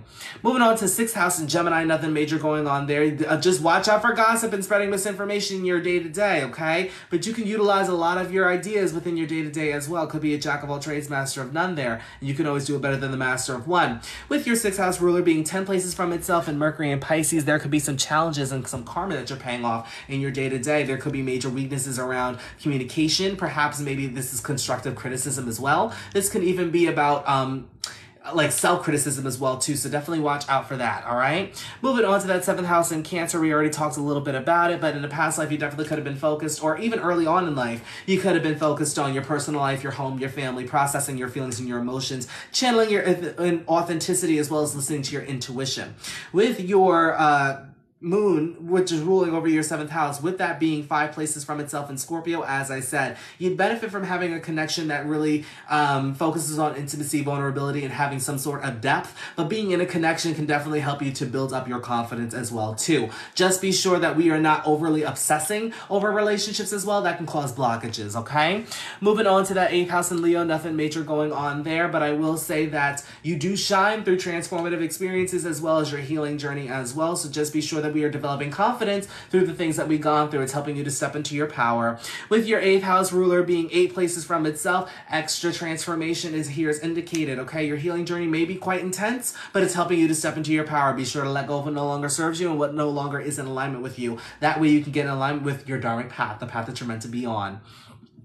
With your 9th house being in Virgo, we have nothing going on here, but be sure to ask questions before you jump into a certain belief system or philosophy for yourself as well. But you are meant to expand in this arena of your life too, trying to find the meaning of life as well. With your 9th house ruler being opposite, 7 places from itself in Mercury and Pisces, the desire is to share your knowledge and your experience with other people. So just be sure that you are giving yourself the platform to do so and keeping an open mind to other people's perspectives as well, okay? Yes, let's go of so much this winter. Absolutely. That's the best time to do it too, in the winter. And then we have the 10th house, North Node in Chiron. Oh, you're destined to be remembered for something. Major focuses on career status, legacy, and life's work. Just be sure that other people are helping you in your career status, legacy, and life's work. You're not meant to do it alone, okay? With, oh, let's see here. Didn't mean to do that. With Chiron being in Libra too, this can indicate karmic relationships. It can also indicate that not everybody had your purest intention at heart. When it comes to success, people try to downplay your success. They may have tried to tell you, oh, well, you're never going to be successful, or it's going to be very, very hard to do this specific thing for a person like you. Focus on your career status, legacy, and life's work. And when you get the success and recognition, it's going to be healing for not only yourself, but for other people as well. Also, be sure to have that relationship with yourself. It's the most important relationship anyone can ever have, okay? With your 10th house ruler being in Taurus in that 5th house, watch out, because there could be a lot of ups and downs in your career here. It could be quite transformative, but it is transforming you for the better. A lot of intense situations that can happen that will really trigger you to let go of anything that no longer serves you. All right, healthy detachment is necessary for your career as well.